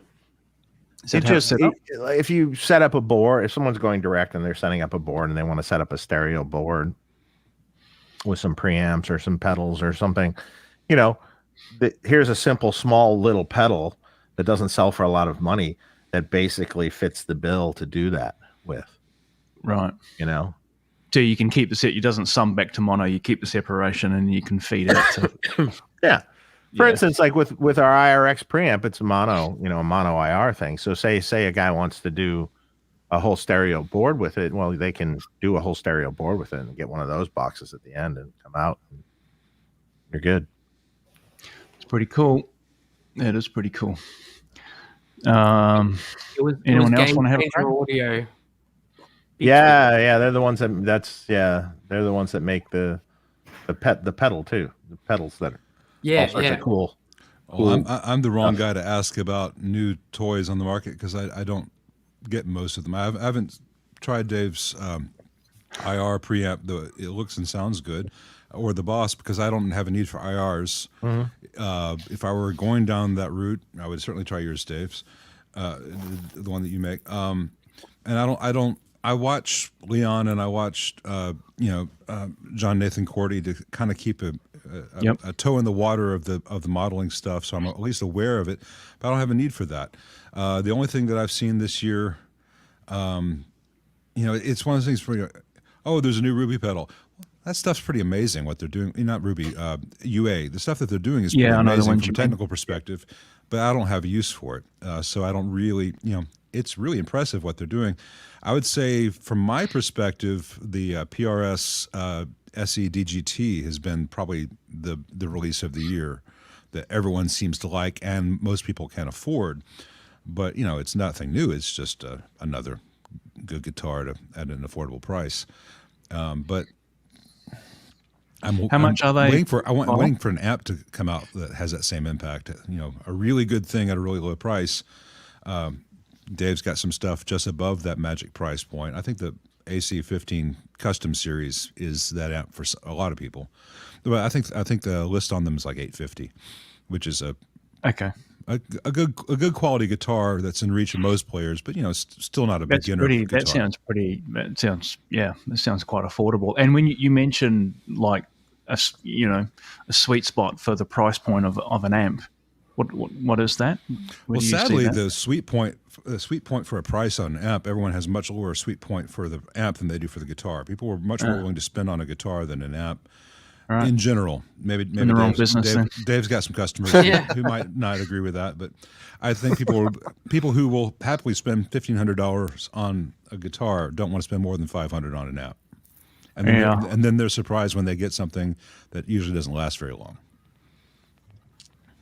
I understand that because I used to, when I was a lot younger, I used to be like that. It was like guitar, and then the amp was this other thing, and then as I kind of got more experienced, I realized that arguably the amp was more important than the guitar, actually. Well, your fingers are more important than anything, but Well, I yeah. suck at guitar, so Yeah. It's very true. Very true. So I was going to highlight this comment. Yeah, Bradley's saying that Boss SDE 3000. That's probably that's great. Yeah, for me, I've actually got one of those. I stuck it on my board and I forced myself to use it because I was like, what am I doing with this thing? I've got to use it, you know? And man, I've never looked back. This thing's bloody amazing. I love it. I just have it on all the time. It's probably a bit annoying now because it's like he's got fucking delay on. But Have any of you guys tried the new TC 2290 pedal? Any? No, I worth haven't. That's great too. Seen Leon's video on it. That's all I know. I used to have a 2290, and I do like the modulation in that a lot. I mean, it's really, really close to the old one. I mean, it's a little different, but it captures the spirit of it, and it operates the same.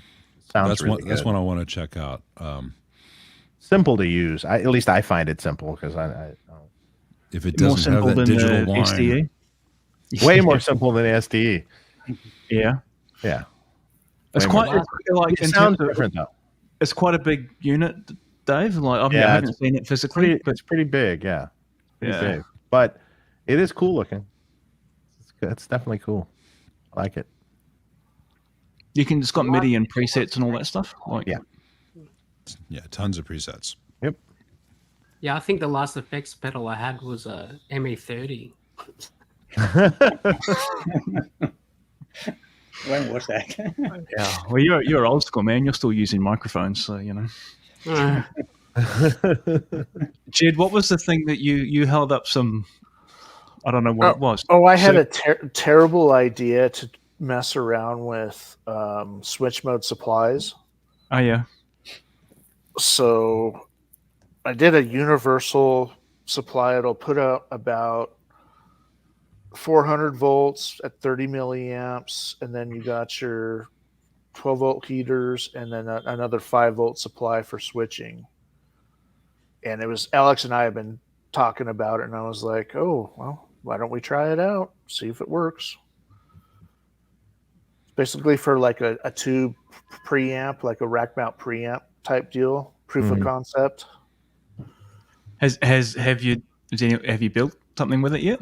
No, I just got them today. So okay, right, Cool. And I used the brick. I stole the brick idea that Dave had mentioned. Those little 12 volt power supplies. Oh, the Recom. Yeah, Recon ones. Yeah. Yep. 2.5 amps. I can do a lot with 2.5 amps. I've used Recom stuff. It's fun. Never had any of the whine or the noise bleeding through, Lyle, with those. I still haven't tried mine, Dave. The stuff I've designed, no, but most digital pedals whine. That little Recon, regardless of the supply used with it. that little Recon works pretty well, and for some tube heaters and a mod or something, it works really well for that. I haven't had any issues with it. Yeah. You're talking about the 1 kilohertz whine from digital. So many digital pedals out there. I don't want to mention them specifically here because I have so many other times. But no matter what power supply, there is a whine, and I think they just have clocks too close to the audio stuff, and the software engineers like, it works. I can see it on the scope. Well, yeah, plug it into an amp, because as soon as you plug it in, you have a hiss and a whine, which I can't do. I can't scat. Well, that's the thing I always say when they design all this gear. A lot of times, so then take that pedal that whines and then put it into a distorted amp. Yeah. Oh yeah. Don't listen to it into a clean amplifier. It works. Yeah, it works. Yeah, it works. But I can hear the whine into a clean amp too. But then to a Marshall, it'll kill it. Yeah, but it's still there. Yeah. They got to listen. The Daisy Seed stuff, I think from Terrarium, the pedal PCB sort of. They actually use, I think it's with the digital audio and the grounds, they actually join the grounds together and not separate them, and it causes a massive 1 kilohertz whine throughout the whole thing. Well, it just kills me that I can take this iPhone and I can hook up a pair of headphones to the iPhone, just cheap white earbuds that come with cell phones, and I can use that as a microphone. And I can record anything I want using the DA converters in the phone, and there's no whine to that. That will record it perfectly with the $20 headphones used as a microphone, let alone plugging a real microphone into this thing. And this, the audio in a cell phone is pretty much an afterthought compared to what we're paying $300-$400 for in a digital FX pedal these days. So if they have their codecs down and they have their criteria for the digital shall be X and the analog and audio will be Y, listen to it before you sell it to people. Yeah. I know it's a radical thought. This is why I'm sending my boards to Alex, and then probably maybe Jason. I don't think he really wants it. If he wants it, I'll send it to him for free. I mean, they weren't that expensive, but it's just a proof of concept right now. It's a question of time. Yeah. So you got some love for that comment, Lyle? Well, I mean, I'm not inventing it. It's there, but you have to you have to check if you can see the emperor's butt from time to time. Yeah, I remember my first experience with this. It was probably, I don't know, probably 6 or so years ago when I bought one of those HX effects when they first came out, the Line 6 thing, and put it in front of an amp with gain, and I was like, what the hell is that noise? I don't know what it was. Well, those things you also have to set the levels because a lot of people don't know how to set the levels within those, to say, oh, instrument versus line, it comes set the wrong way. Yeah. And you kind of have horrible noise issues. But yeah, you know what you're doing. Yeah. This is it. You learn by doing.